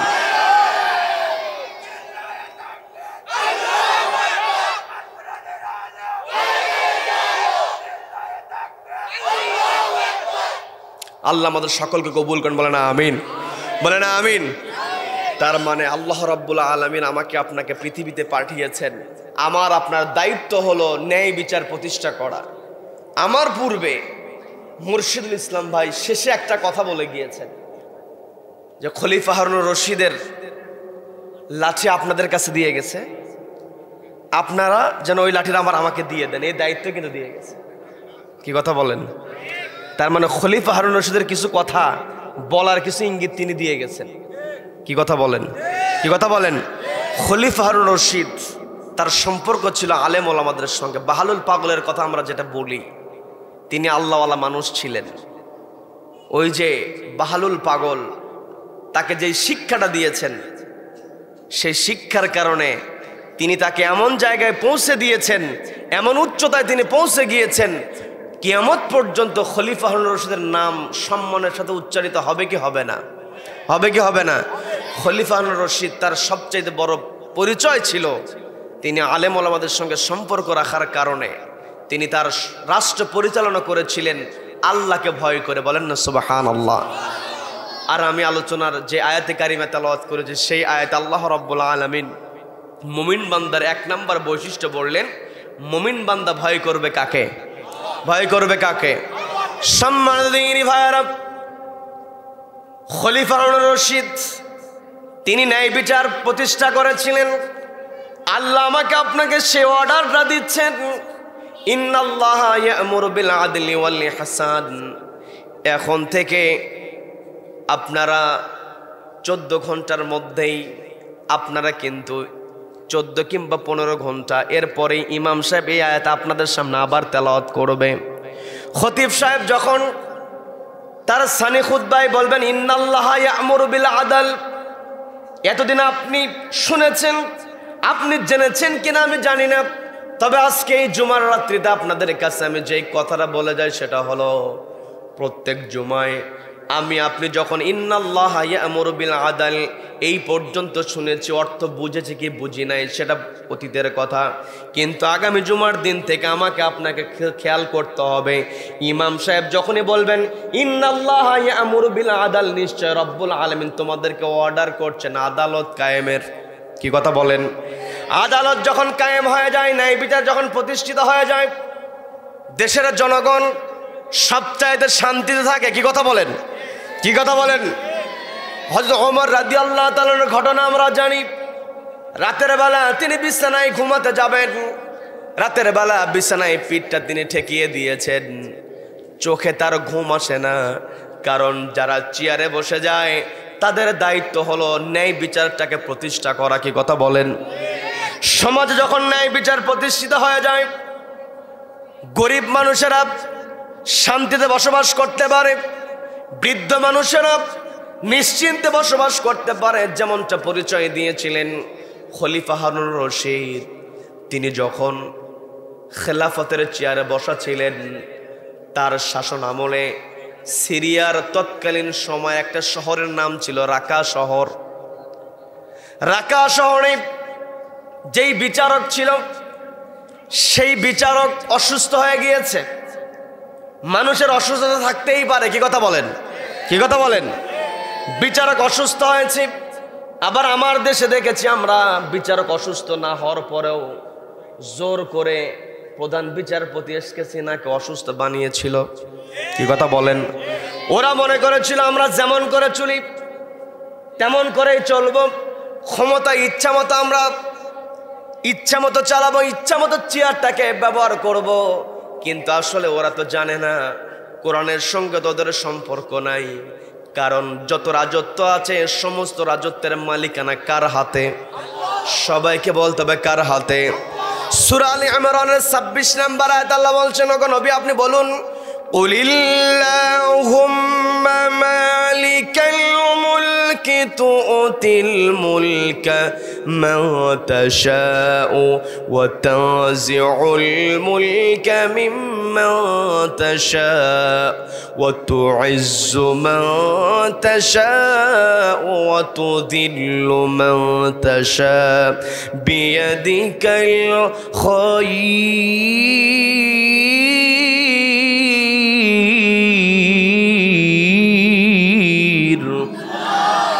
আল্লাহ বলছেন, ওগো নবী আপনি বলুন, কুল আপনি বলে দিন, আল্লাহুম্মা মালিকাল মুলক, ওগো আল্লাহ আপনি হলেন রাজত্বের মালিক, তুতিল মুলকা মান তাশা, আপনি যাকে ইচ্ছা রাজত্ব দিতে পারেন, ওয়া তানজিউল মুলকা মিম্মান তাশা, যার কাছ থেকে ইচ্ছা আপনি রাজত্ব কেড়ে নিতে পারেন। কথা বলেন ঠিক কিনা?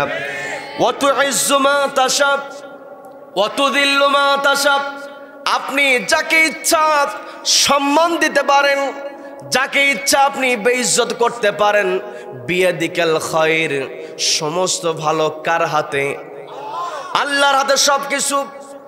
আল্লাহ যদি কাউকে চেয়ার থেকে নামায় দিতে চান, আল্লাহ বড় কোনো শক্তি ব্যবহার করেন না, কারণ ইন্নাকা আলা কুল্লি শাইইন কাদির, ইন্নাল্লাহা আলা কুল্লি শাইইন কাদির। যত শক্তি আছে সকল শক্তি এবং ক্ষমতার উপর একজন সমাসীন আছেন, তিনি কে? সবাইকে বলতে হবে তিনি কে? আমার আপনার কাছে ছোট বড় শক্তির পার্থক্য থাকতে পারে, কিন্তু আল্লাহর কাছে ছোট যেটা বড় সেটা। বলেন আল্লাহু আকবার। আল্লাহ রাব্বুল আলামিন অতীতে পৃথিবীতে যারা চেয়ারে বসার পরে জুলুম করেছে, নিজেদেরকে রাজত্বের মালিক মনে করেছে, তাদেরকে চেয়ার থেকে নামায় দিতে আল্লাহ কিন্তু বড় কোনো শক্তি ব্যবহার করেন নাই। আপনারা সবাই জানেন, শুধু একটু টাচ দিয়ে যায়, সেটা হলো ফেরাউন যখন তার সীমা অতিক্রম করেছিল, ওই ফেরাউনকে রব্বুল আলামিন বড় কোনো সৈন্য দিয়ে, বড় কোনো বাহিনী দিয়ে দুনিয়া থেকে বিদায় করেন নাই। রব্বুল আলামিন পানির মধ্যে চুবায়া মেরে দুনিয়া থেকে বিদায় করেছেন। কি কথা বলেন?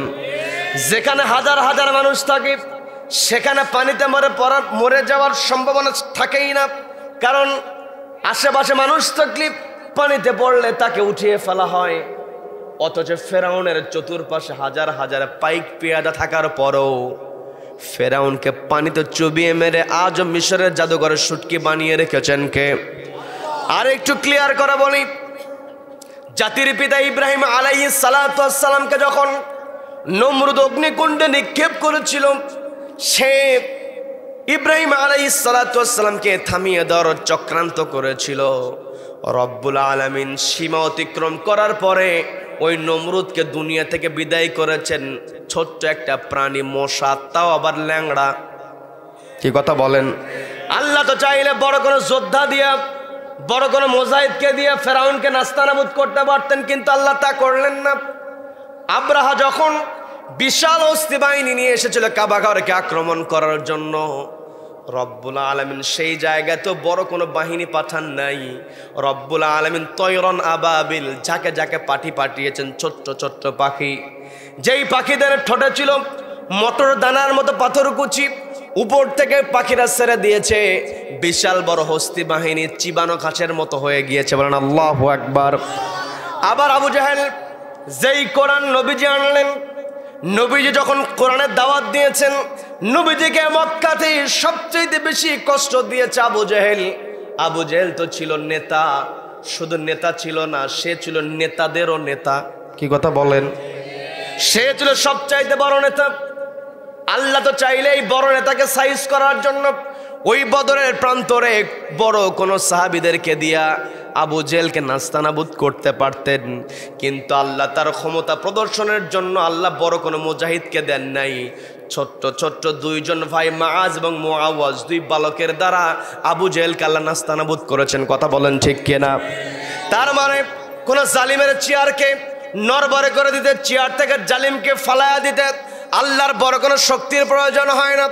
এতক্ষণ তো আমরা শুনলাম ইতিহাস, সর্বশেষ আমরা ইতিহাস শুনেছি, সর্বশেষ আমরা যে ইতিহাসের সাক্ষী হয়েছি, দীর্ঘ 15 থেকে 16টা বছর এই বাংলার জমিনে যেই লেডি ফেরাউন অত্যাচার করেছে, এই লেডি ফেরাউনকে তাড়ানোর জন্য আল্লাহ বড় কোনো বাহিনীকে সামনের কাতারে দেন নাই, বড় কোনো দলকে আল্লাহ সামনের কাতারে দিলেন না, প্রশিক্ষিত কোনো ইউনিটকে আল্লাহ সামনের কাতারে দেন নাই, নিরস্ত্র ছাত্র জনতাকে আল্লাহ এমন ভাবে সামনের কাতারে দিলেন, ওই লেডি ফেরাউন পালাতে বাধ্য হয়েছে। কি কথা বলেন?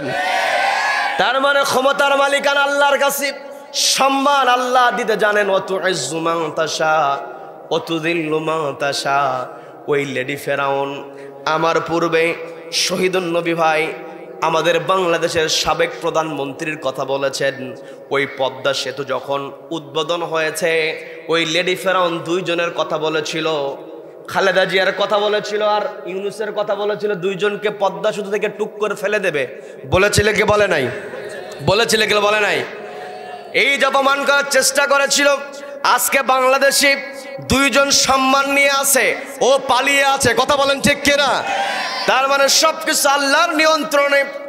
আমি কাউকে খোঁচা দেওয়ার জন্য কথা বলি নাই, আপনাদেরকে বোঝানোর জন্য বলছি, সবকিছু আল্লাহ তার নিজের হাতের মধ্যে রেখে দিয়েছেন। আল্লাহ ছাড় দেন কিন্তু ছেড়ে দেন না। ওই ছাড়ের সীমা যখন কেউ অতিক্রম করে, আল্লাহ তাকে অবশ্যই নাস্তানাবুদ করেন। কথা বলেন ঠিক কিনা?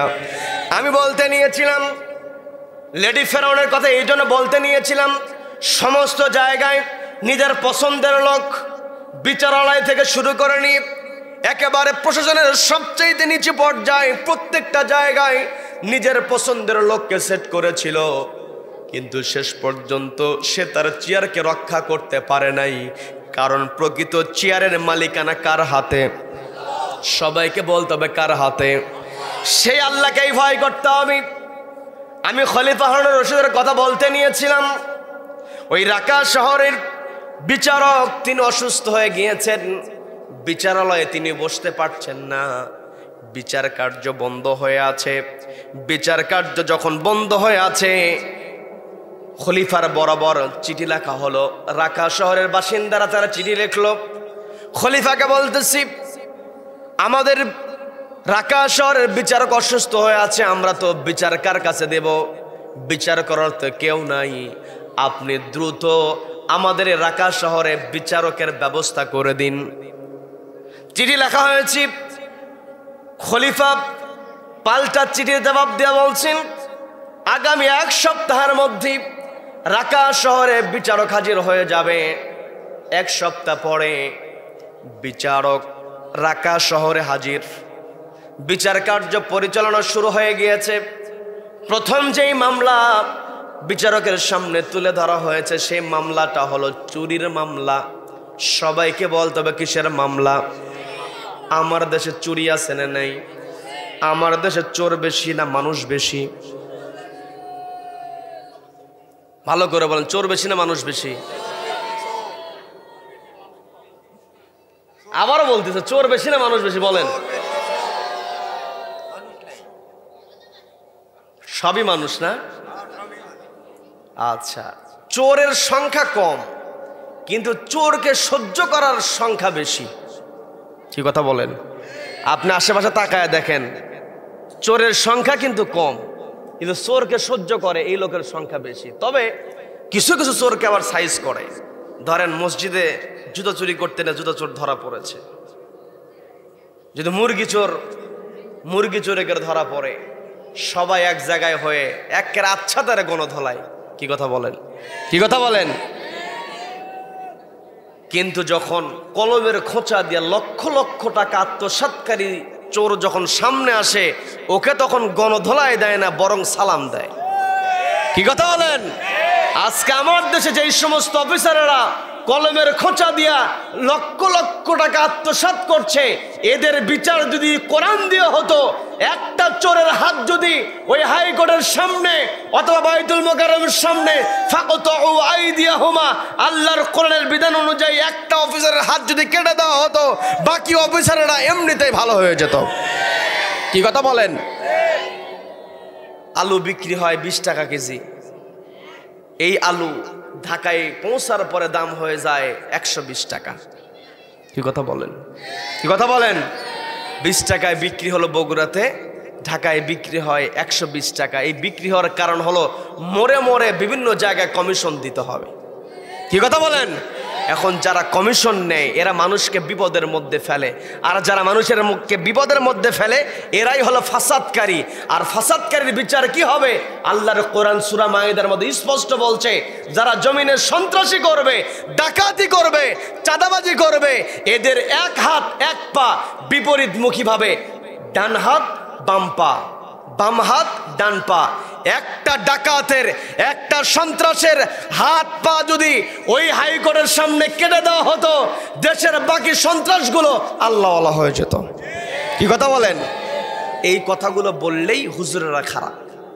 কি কথা বলেন? কি কথা বলেন? সম্মানিত দিনী ভাইরা, যতই আমাকে আপনাকে খারাপ বলুক না কেন, আমাকে আপনাকে আল্লাহ দায়িত্ব দিয়েছেন, আমরা হলাম আল্লাহর খলিফা। কি কথা বলেন? খলিফা হিসাবে আমার আপনার দায়িত্ব হলো এই জমিনে সৎ কাজের আদেশ দিতে হবে, অসৎ কাজে বাধা প্রদান করতে হবে। বন্ধুগণ, আমি যে ঘটনায় ছিলাম, রাত তো ধীরে ধীরে অনেক গভীর হয়ে যাচ্ছে। আমি বলতে নিয়েছিলাম, যখন ওই বিচারকের সামনে যখন প্রথম চুরির অভিযোগ দায়ের করা হলো, আসামিকে হাজির করা হলো, বিচারক আসামির দিকে তাকিয়ে দেখেন আসামি হলেন একজন বৃদ্ধা মহিলা। বৃদ্ধা মহিলা চুরি করেছে। কি চুরি করেছে? কয়েকটা রুটি আর মধুর বোতল। বৃদ্ধা মহিলা যখন চুরি করেছে, ওই বিচারক একটু অবাক হলেন, কারণ মানুষ যখন বয়স হয়ে যায়, বয়স হয়ে যাওয়ার পরে মানুষের ভিতরে কিন্তু অপরাধ করার প্রবণতা কমে যায়। কি কথা বলেন? বয়সের সঙ্গে সঙ্গে আল্লাহর ভয় তার বাড়তে থাকে। বিচারক চিন্তা করলেন, এই বৃদ্ধা মহিলা এই বয়সে তো তার চুরি করার কথা নয়, চুরি করলো, তার কারণটা একটু শুনে দেখি। বিচারক বৃদ্ধা মহিলাকে জিজ্ঞাসা করছেন, না আপনি যে চুরি করেছেন, চুরি করা যে অপরাধ এটা কি আপনার জানা আছে? বলে হ্যাঁ জানা আছে। চুরি করলে যে চোরের হাত কেটে দিতে হয় এটা কি জানা আছে? বলে হ্যাঁ জানা আছে। তারপরও কেন চুরি করলেন? বৃদ্ধা মহিলা বলছি, আমি চুরি করতে বাধ্য হয়েছি, আমি কয়েকদিন যাবৎ ক্ষুধার্ত, আমার ক্ষুধার যন্ত্রণা, আমি আবার আমার নিজের যন্ত্রণার জন্য আসি নাই, আমি বড় মানুষ বুঝতে পারি, নিজেকে আমি নিয়ন্ত্রণ করতে পারি, আমি আমার ক্ষুধাকে কন্ট্রোল করার চেষ্টা করেছি, কিন্তু আমার ঘরে দুইজন নাতনি আছে, ছোট্ট ছোট্ট বাচ্চা, যারা ক্ষুধার যন্ত্রণায় ছটফট করছি, আমি তাদের দিকে তাকিয়ে নিজেকে আর নিয়ন্ত্রণ করতে পারি নাই।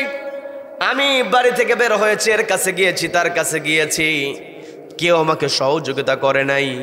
আমি যে কোনো কাজ করব, বয়স হওয়ার কারণে কেউ কোনো কাজও আমাকে দেয় না, আমি কোথাও কোনো সহযোগিতা পাই নাই।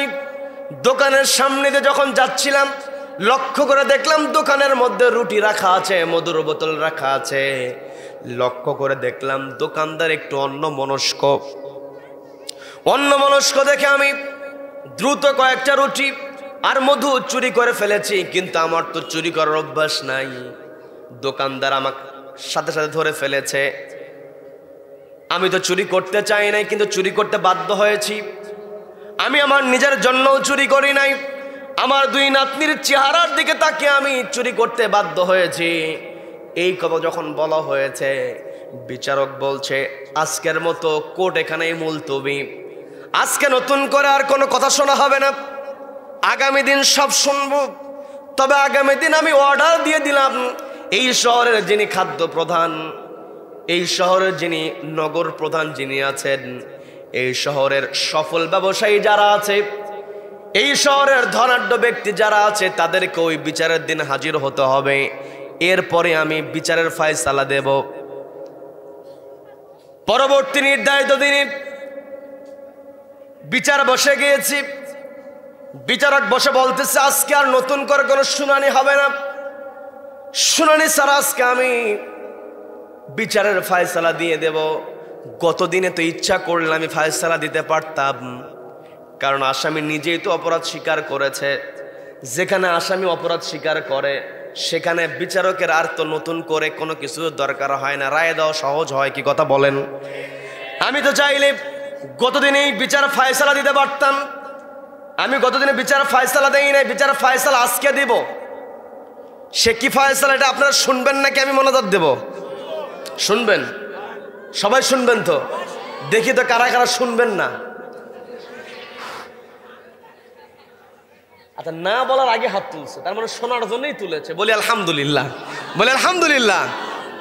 আমি তো অবাক হয়ে যাচ্ছি, লোকেরা ওঠে না, আমি তো চিন্তায় আছি, লোকজন উঠলে না আলোচনা শেষের দিকে দাও, আমি তো সে সুযোগই পাচ্ছি না। বলি আলহামদুলিল্লাহ, বলি আলহামদুলিল্লাহ। আচ্ছা, আমরা বিচারের রায় শুনবো, তবে রায় শোনার আগে আমাকে এখানে একটা চিরকুট দেওয়া হয়েছে মসজিদের উন্নতি কল্পে। এই পৃথিবীতে আমরা এসেছি থাকার জন্য। খালি একজন বললো না, মনে বাকি মনে হয় থাকবে সবাই। আমরা থাকার জন্য এসেছি, আমাকে আপনাকে চলে যেতে হবে, আমাকে আপনাকে চলে যেতে হবে। এই পৃথিবীতে কেউ থাকবে না, যে যত বড় ব্রেনই হোক না কেন, যে যত বড় চেয়ারের মালিক হোক না কেন, যে যত বড় পাওয়ারফুল হোক না কেন, কেউ পৃথিবীতে থাকবে না। আর যেই দিন আমি আপনি পৃথিবী ছেড়ে চলে যাব, ওই কবরস্থানে আমাকে আপনাকে সহজে কেউ নিতে চাইবে না, কারণ কেউ চায় না নিজের বাবাকে কবরস্থানে রেখে আসা হোক।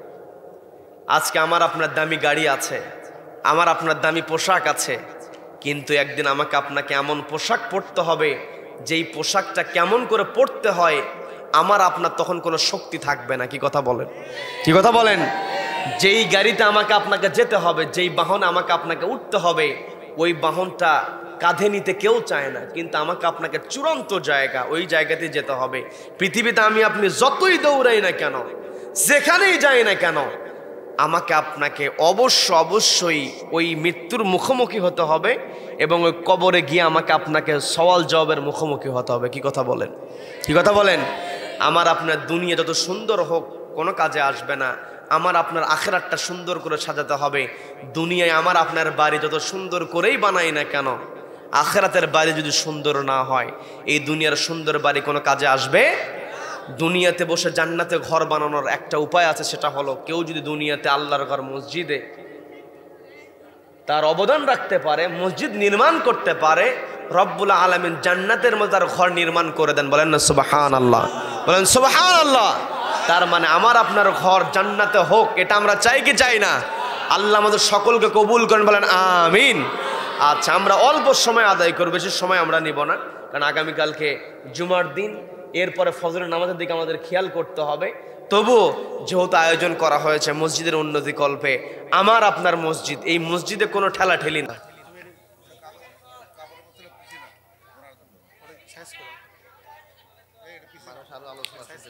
আলোচনা শুনবে না? আচ্ছা, আলোচনার দিকে আমরা ঢুকবো। আমরা ছিলাম, সেই দিকে যাব। এর মধ্যে মা বোনদের দৃষ্টি আকর্ষণ করে বলছি, অনেক ভাইরা দোটানায় আছে, নাম বলবে কি বলবে না, ওই দোটানায় না থেকে সিমেন্টটা লেখায় দেন। 2 বস্তা সিমেন্ট খুব বেশি হবে না আপনার জন্য।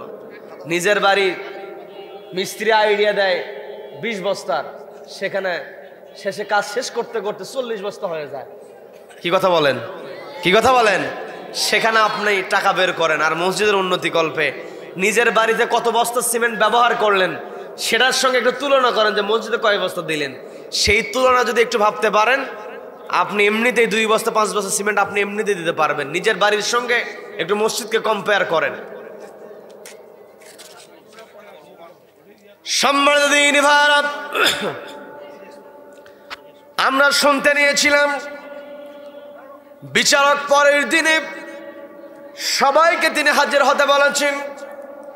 সবাই যখন হাজির হয়েছে, তিনি বললেন, গত দিনে আমি মামলার যে গ্রাউন্ড জানা দরকার আমি জেনেছি। আজকে আমি যেই ফয়সালা দিই, ফয়সালাটা হলো বৃদ্ধা মহিলা যেহেতু তার চুরির দায়টা স্বীকার করেছে, তাকে জোরজবরদস্তি করে তাকে রিমান্ডে নিয়ে স্বীকার করাতে হয় নাই। স্বেচ্ছায় স্বীকার করার কারণে হাত কাটার বিধান থেকে তাকে মাফ করে দেওয়া হলো। তবে বিচার যেহেতু করতেই হবে, চুরি সংগঠিত হয়েছে, অপরাধ সংগঠিত হয়েছে, লিখে রাখেন, অপরাধ সংগঠিত হয়েছে, বিচার তো করে দিতেই হবে। এই যে বিচার, এই যে চুরিটা সংগঠিত হয়েছে, এই চুরির দায় 50টা বেত্রাঘাতে প্রদান করতে হবে। 50টা বেতের বাড়ির অর্ডার আমি দিয়ে দিলাম।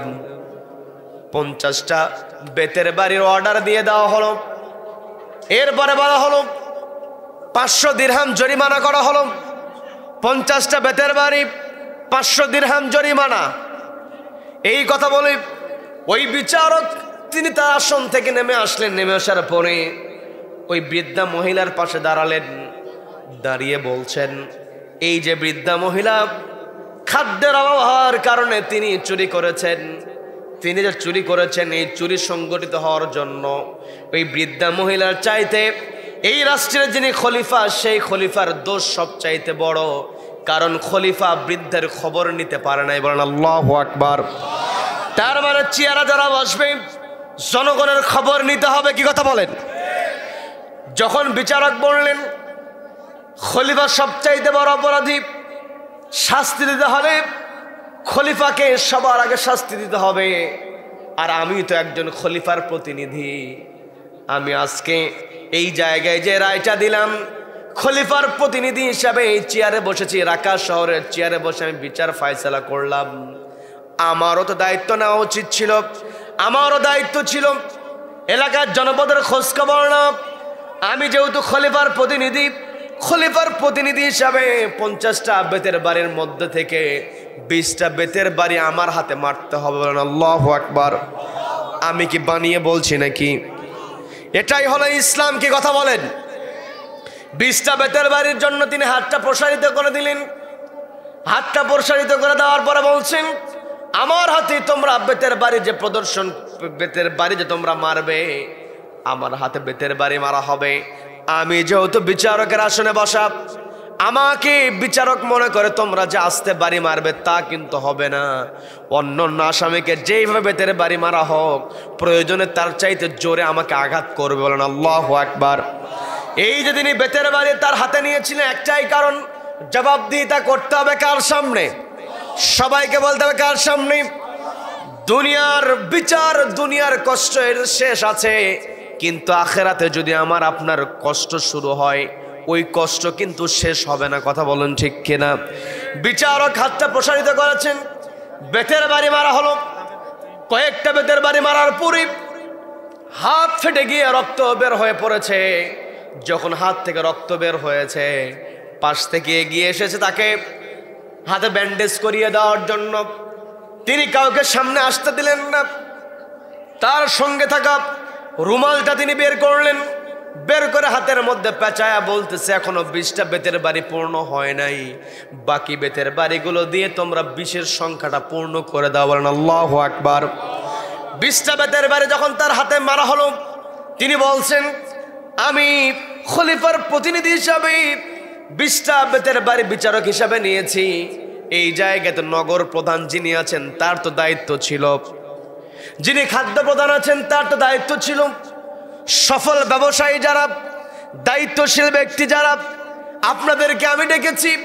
এই যে 20টা বেতের বাড়ি আমি আমার হাতে নিয়েছি, বাকি যে 30টা বেতের বাড়ি এগুলো আপনাদের হাতের মধ্যে নিতে হবে। বলেন আল্লাহু আকবার। বাকি সবাইকে বেত্রাঘাত করা হলো। এরপরে ওই যে 500 দিরহাম জরিমানা করা হয়েছে। 500 দিরহাম বৃদ্ধা মহিলা কেমন করে দেবে? যেই মহিলা খাদ্যের অভাবে রুটি মধুর বোতল চুরি করে, মধুর বোতল যিনি চুরি করেছে, রুটি যিনি চুরি করেছে, তিনি কেমন করে জরিমানা দেবেন? ওই বিচারক বলছেন, এই যে 500 দিরহাম আমি জরিমানা করেছি, এই 500 দিরহামের মধ্য থেকে 100 দিরহাম রাষ্ট্রীয় কাজে ব্যবহার হবে, কারণ বিচারালয়ের খরচ আছে না নাই? সবাইকে বলতে হবে আছে না নাই? 500 দিরহামের মধ্যে 100 দিরহাম রাষ্ট্রীয় কোষাগারে জমা হবে, বাকি 400 দিরহাম, এই যে 100 দিরহাম রাষ্ট্রীয় কোষাগারে জমা হবে, এটার দায়িত্ব আমি নিজেই নিয়ে নিলাম। বাকি 400 দিরহাম এটা তো পূরণ করতে হবে। তোমরা যারা আছো, খাদ্য প্রধান যে আছে, সফল ব্যবসায়ী যে আছে, দায়িত্বশীল যারা আছে, তাদের মধ্যে তিনি বন্টন করে দিলেন। কাউকে বললেন তুমি 10 দিরহাম দিয়ে দাও, কাউকে বললেন 30 দিরহাম, কাউকে 50 দিরহাম। এই রকম করে 400 দিরহাম যখন পূর্ণ হয়ে গেল, তিনি বলতেছেন 400 দিরহামের মধ্যে 20 দিরহাম দেওয়া হোক দোকানদারকে, যার পণ্য চুরি করা হয়েছে। দোকানদারকে 20 দিরহাম দিয়ে দেওয়া হলো। বাকি থাকলো 380 দিরহাম। ওই বিচারক বলছি, এই 380 দিরহাম আর কাউকে দিতে হবে না, এই 380 দিরহাম দিতে হবে বৃদ্ধা মহিলাকে, যাতে করে আগামী 1 মাস পর্যন্ত নাতনিদেরকে নিয়ে খেয়ে পরে থাকতে পারে। বলেন আল্লাহু আকবার। এই কথা বলে বৃদ্ধা মহিলার হাতে 380 দিরহাম উঠিয়ে দেওয়া হলো। দেওয়ার পর বিচারক বলছেন, আমি তো আজকে আপনার কাছে ক্ষমা চেয়েছি, রাকা শহরের বিচারক হিসাবে আমার দায়িত্ব ছিল আপনার খোঁজ খবর নেওয়া, আমি তো খোঁজ খবর নিতে পারি নাই। এই যে আমার অপরাধ হয়ে গিয়েছে, আমি আপনার কাছে অপরাধের জন্য ক্ষমা চাই। আপনি যদি আমাকে ক্ষমা না করেন, ওই কিয়ামতের ময়দানে মালিক ইয়াউমিদ্দিন, যেই দিন বিচার করবেন কে? সবাইকে বলতে, বিচার করবেন কে? ওই দিন আপনি আল্লাহর কাছে আমার বিরুদ্ধে কোনো অভিযোগ করেন না, আমি আপনার কাছে ক্ষমা চাই, আপনি আমাকে মাফ করে দিন, আমি আপনার কাছে ক্ষমা প্রার্থী। বৃদ্ধা মহিলা তিনি লজ্জিত হয়ে বলছেন, আপনি যে বিচারটা করে দিয়েছেন, আপনাকে না ক্ষমা করে তো থাকা যায় না। বলেন না সুবহানাল্লাহ।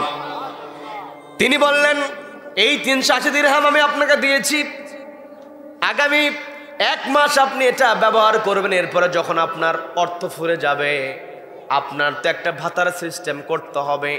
1 মাস পরে আপনি খলিফার দরবারে দেখা করবেন, তবে সঙ্গে করে আপনার 2 জন নাতনিকেও নিয়ে আপনি হাজির হবেন।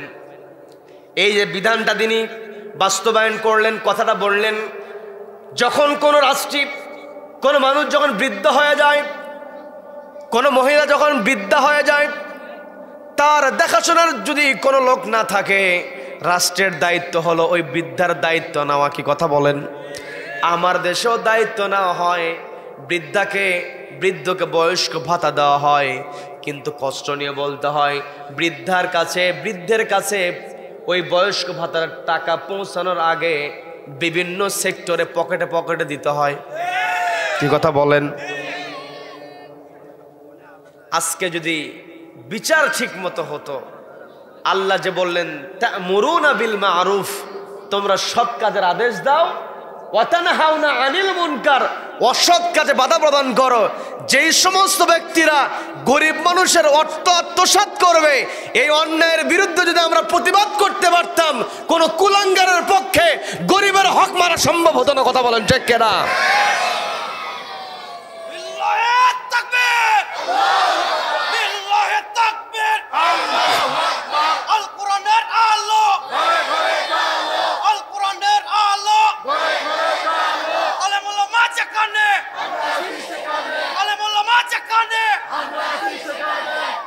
আল্লাহ আমাদের সকলকে কবুল করেন, বলে না আমিন, বলে না আমিন। বৃদ্ধা মহিলাকে বলে দেওয়া হলো 1 মাস পরে আপনি খলিফার দরবারে দেখা করবেন। সম্মানিত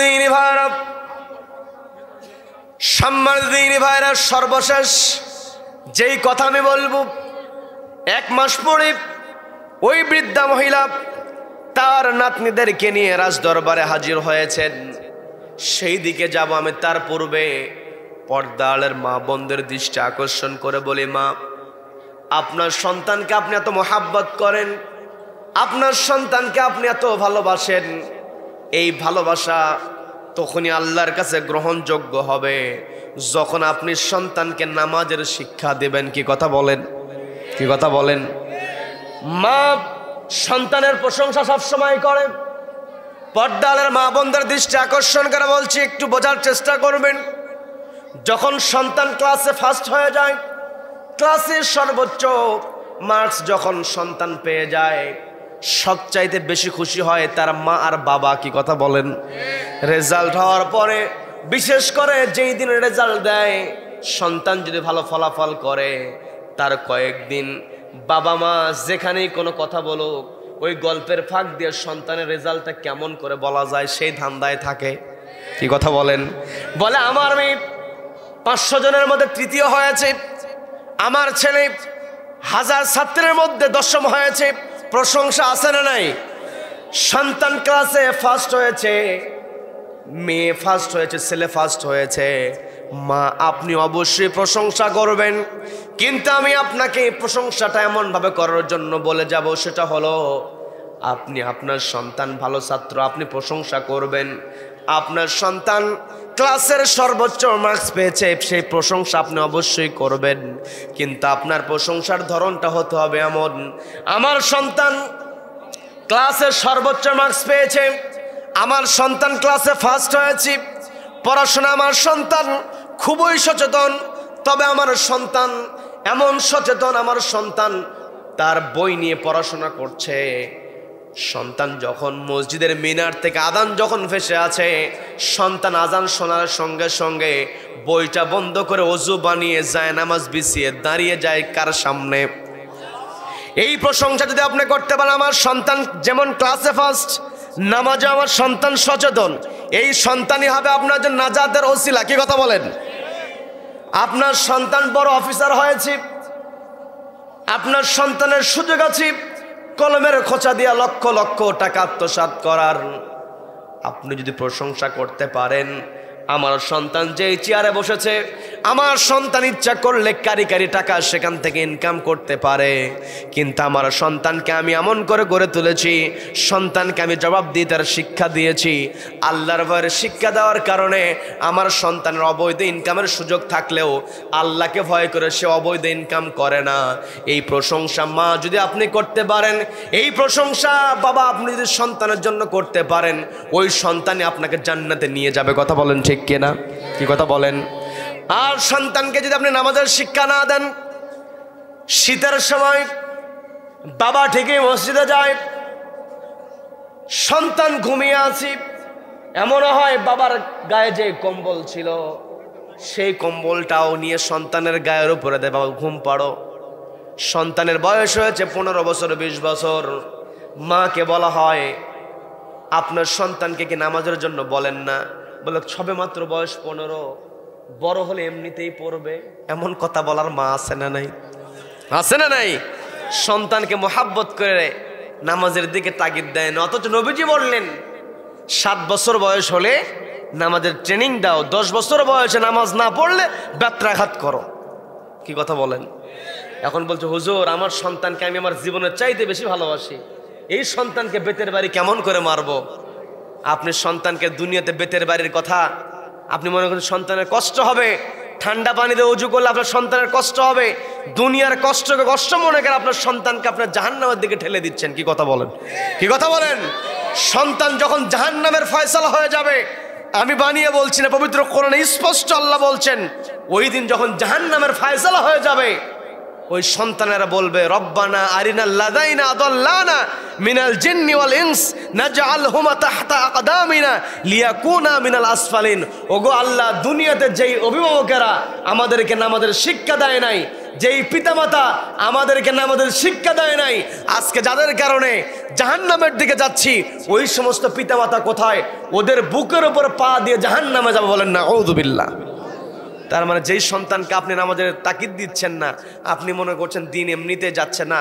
যেই সন্তানকে আপনি এত ভালোবাসেন, ওই দিন ওই সন্তান আপনার বিরুদ্ধে বিচার দায়ের করবে কার কাছে? কার কাছে? তার মানে আপনি সফল মা, আপনি সফল অভিভাবক তখনই হতে পারবেন যখন আপনার অধীনস্থ আপনার সন্তান যারা আছে, আপনার অধীনস্থ ব্যক্তি যারা আছে, এদেরকে নামাজের শিক্ষা দিতে পারবেন। এরা আপনার জন্য নাজাতের ওসিলা হবে। আর এদেরকে যদি আপনি নামাজের শিক্ষা না দেন, এরা আপনার জন্য জাহান্নামের কারণ হবে। বলেন না আউযু বিল্লাহ। এই জন্য যারা অভিভাবক আছেন তাদের দৃষ্টি আকর্ষণ করে বলছি, সন্তানকে নামাজের তাকিদ দেন। আর মা যদি নিজেই নামাজ না পড়ে, তাহলে সন্তান কেমনে পড়বে? কি কথা বলেন? বাবা যদি নিজেই নামাজ না পড়ে, সন্তান কেমন করে পড়বে? আমি একটা এক্সাম্পল প্রায় জায়গাতে দিয়ে থাকে, সেটা হলো মা যদি নামাজি হয়, সন্তান অটোমেটিক নামাজি হয়ে যায়। কি কথা বলেন? কি কথা বলেন? আমরা পরিবারে লক্ষ্য করে দেখেছি। বিরক্ত হচ্ছেন? বিরক্ত হচ্ছেন? মা নামাজ আদায় করে, যায় নামাজ বিছিয়ে দেয়। মায়ের 2.5 বছর 3 বছরের বাচ্চা প্রত্যেক দিন লক্ষ্য করে দেখে যে আমার মা যায় নামাজ বিছিয়ে দিয়েছে, নামাজ পড়বে। প্রত্যেক দিন সে নামাজের দৃশ্যটা দেখে, কোনটা রুকু, কোনটা সিজদা, কোনটা কিয়াম, কোনটা বৈঠক। ছোট্ট মানুষ বোঝে না, কিন্তু মা যখন কপালটা জমিনে ঠেকায় সেজদা দেয় কাকে? সবাইকে বলতে হবে সেজদা দেয় কাকে? আল্লাহকে যখন সেজদা দেয়, এই সেজদার দৃশ্য ছোট্ট 2.5 বছর 3 বছরের বাচ্চার মনের মধ্যে এমন দাগ কেটে যায়। ছোট্ট বাচ্চা এমন ঘটনা ঘটায় দেয় চোখের সামনে, মা অজু বানিয়েছে, জায়নামাজ বিছিয়েছে, মা নামাজ পড়বে। ছোট্ট 2.5 বছরের বাচ্চা জায়নামাজ বেছানোর সঙ্গে সঙ্গে মাকে সুযোগ না দিয়া মায়ের আগেই জায়নামাজে সেজদা দেয়। দৃশ্য আছে না নাই? এখন মা যদি নামাজ না পড়ে, বাচ্চা কি সেজদা দেওয়া শিখতে পারবে? পারবে না। কাজেই আমি মা বোনদের দৃষ্টি আকর্ষণ করে বলবো, আপনারা নামাজি হয়ে যাবেন, সন্তানের নামাজ শিখবে। দেখবেন বাবা যদি নামাজি হয়ে যায়, বাবা নামাজে যাবে, টুপি রেখেছে টুপির জায়গায়, গিয়ে দেখে সেখানে টুপি নাই, খুঁজতে খুঁজতে হয়রান। বাড়ির বাইরে এসে দেখে যে ছেলে বাবার টুপি মাথায় দিয়া আগেই হাজির। কি কথা বলেন? কি কথা বলেন? তার মানে বাবা যদি নামাজ পড়ে, সন্তান তাকে দেখে নামাজ পড়ে। দাদা যদি নামাজ পড়ে, নাতি দাদার সঙ্গে দৌড়, কারণ দাদার সাথে সবচেয়ে ভালো সম্পর্ক নাতির। কি কথা বলেন? আবার অনেক সময় ছোট মানুষেরা যদি মসজিদে যায়, অনেক মুরব্বীরা খেপে যায়। কি কথা বলেন? কি কথা বলেন? ছোটরা মসজিদে আসবে, এটা স্বাভাবিক। মসজিদ অপবিত্র হওয়ার সম্ভাবনা আছে। এই শিশু ছাড়া বাকি যেই শিশু মসজিদে আসবে, এই শিশুকে আপনি খবরদার কোনো ধমক দিতে পারবেন না। কি কথা বলেন? নবীজি তার নাতনিকে ঘাড়ের উপরে রেখে নামাজ পড়েছেন। সেজদা যাওয়ার সময় ঘাট থেকে নামায় রেখে নবীজি নামাজ পড়েছেন, সেজদা দিয়েছেন। আমার আপনার নবী যদি বাচ্চাদেরকে কাছে নিয়ে নামাজ পড়তে পারেন, আমি আপনি কত না বড় নামাজি হয়েছি। বাচ্চাদের চিৎকার চেঁচামেচি আমার আপনার সহ্য হয় না, বাচ্চাদেরকে মসজিদে আসতে দেই না। আজকে বাচ্চাদেরকে মসজিদে আসতে না দেওয়া মানেই পরবর্তী প্রজন্ম বেনামাজি হওয়া। ঠিক কথা বলেন? তবে মসজিদে আসার সঙ্গে অভিভাবক যারা থাকবেন, তারা একটু সতর্ক হবেন, সচেতন হবেন। যারা ছোট মানুষ, এদের কাজই তো দুষ্টামি করা। কি কথা বলেন? ও যদি বুঝবান হতো, বড় হতো, ও তো কখনো দুষ্টামি করতো না। কাজেই আপনার নামাজ যদি ব্যাঘাত হয়, আমি আপনি নামাজ পড়ছি, হয়তো নামাজের মনোযোগ নষ্ট হচ্ছে বাচ্চার জন্য, আমি আপনি যেই অতিরিক্ত নফল নামাজ যেগুলো পড়ি, সুন্নাত যেগুলো পড়ি, ওই সুন্নাতের আমল, সুন্নাতের যে আমল আছে এই আমল থেকে আল্লাহ ফরজের ঘাটতি পূরণ করবেন। বলেন না সুবহানাল্লাহ। আমি আপনি অতিরিক্ত যে নামাজগুলো পড়ছি এগুলোর ঘাটতি আল্লাহ অবশ্যই পূরণ করবেন। তবে আমার আপনার সবার আগে দায়িত্ব সন্তানকে শিক্ষা দিতে হবে একজনের ভয়। তিনি কে? তিনি কে? সন্তানকে শিক্ষা দিতে হবে একটি কিতাবের, সেই কিতাবের নাম কি? সন্তানকে ভরসা রাখতে হবে কার উপরে? কার উপরে? কোনো মামার উপরে নয়, কোনো নেতার উপরে নয়। ভরসা রাখতে হবে কার উপরে? কার উপরে? আল্লাহর উপর ভরসা করতে হবে। এই পৃথিবীতে আমরা এসেছি, আমাকে আপনাকে একদিন অবশ্যই চলে যেতে হবে। আল্লাহর ভয় নিয়ে যদি আমি আপনি দুনিয়া থেকে যেতে পারি, আমার আপনার দুনিয়াও সম্মানিত হবে, আখিরাত আমাকে আপনাকে মর্যাদাবান বানিয়ে দেবেন কে? রব্বুল আলামিন আমাদের সকলকে কবুল করেন, বলেন আমিন। সর্বশেষ যেই কথাটুকু বাকি আছে আমি বলে শেষ করছি। 1 মাস পরে যখন বৃদ্ধা মহিলা, শুনবেন নাকি মনোযোগ দিয়ে দেব, বৃদ্ধা মহিলা যখন নাতনিদেরকে নিয়ে খলিফার দরবারে হাজির হয়েছেন, হাজির হওয়ার সঙ্গে সঙ্গে খলিফার আসনে যিনি বসে আছেন তাকে দেখে তিনি চমকে গিয়েছেন। খলিফার আসনে বৃদ্ধা মহিলা যাকে লক্ষ্য করলেন তিনি আর কেউ নয়, 1 মাস পূর্বে ওই বৃদ্ধার চুরির দায়ে হাতের মধ্যে যিনি বেতের বাড়ি নিয়েছিলেন তিনি হলেন খলিফা। বলেন না সুবহানাল্লাহ। ওই যে ঢাকা শহরের অধিবাসীরা চিঠি লিখেছিল আমাদের বিচারক অসুস্থ, নতুন করে বিচারক পাঠান, তিনি পাল্টা বলেছিলেন আগামী 1 মাসের মধ্যে তোমাদের ওখানে বিচারক চলে যাবে। তিনি নিজের পরিচয়টাকে গোপন করেছিলেন, তিনি দেখতে চেয়েছিলেন আসলে আমার রাজ্যে বিচারটা কেমন হয়, রাজ্যের যে বিচার ফয়সালা তিনি দেখতে চেয়েছেন কার ভয়ে? সবাইকে বলতে হবে কার ভয়ে? তিনি তার নিজের পরিচয় গোপন করেছেন। তৎকালীন সময় গোপন করা সম্ভব, কিন্তু বর্তমান সময় সম্ভব না। কি কথা বলেন? আমেরিকার প্রেসিডেন্ট ট্রাম্প তার মুখ কেমন করে বাঁকা করে ওই এলাকার রিক্সাওয়ালাও বলতে পারে। কি কথা বলেন? কারণ অনলাইনের কল্যাণে কে কোথায় আছে সবাই সবাইকে চেনে, কিন্তু তৎকালীন সময় তো চেনার উপায় ছিল না। খলিফা হারুনুর রশিদ তিনি তার পরিচয়টা গোপন করে তিনি বিচারকের আসনে বসেছিলেন একমাত্র আল্লাহকে ভয় করে। কি কথা বলেন? বৃদ্ধা মহিলাকে বললেন ওই দিন আপনার কাছে আমি ক্ষমা চেয়েছিলাম ঢাকা শহরের বিচারক হিসাবে, কিন্তু আমি তো খলিফা, আমার তো দায়িত্ব আপনার খোঁজ খবর নেওয়া। আমি ওই দিন আপনাকে 1 মাসের খরপোশের ব্যবস্থা করে দিয়ে এসেছিলাম আর বলেছিলাম নাতনিদেরকে না হাজির হবেন। আমি ওই দিন আপনি শহরের বিচারক হিসেবে মাপ চেয়েছি, আজকে আপনার কাছে আমি ক্ষমা চাই, আপনার নাতনিদের কাছেও ক্ষমা চাই। আমি যে দায়িত্ব পালন করতে পারি নাই, আমি যে জনগণের খবর নিতে পারি না, এর জন্য যে অপরাধ করেছি দয়া করে আমাকে ক্ষমা করে দেন। বলেন না সুবহানাল্লাহ।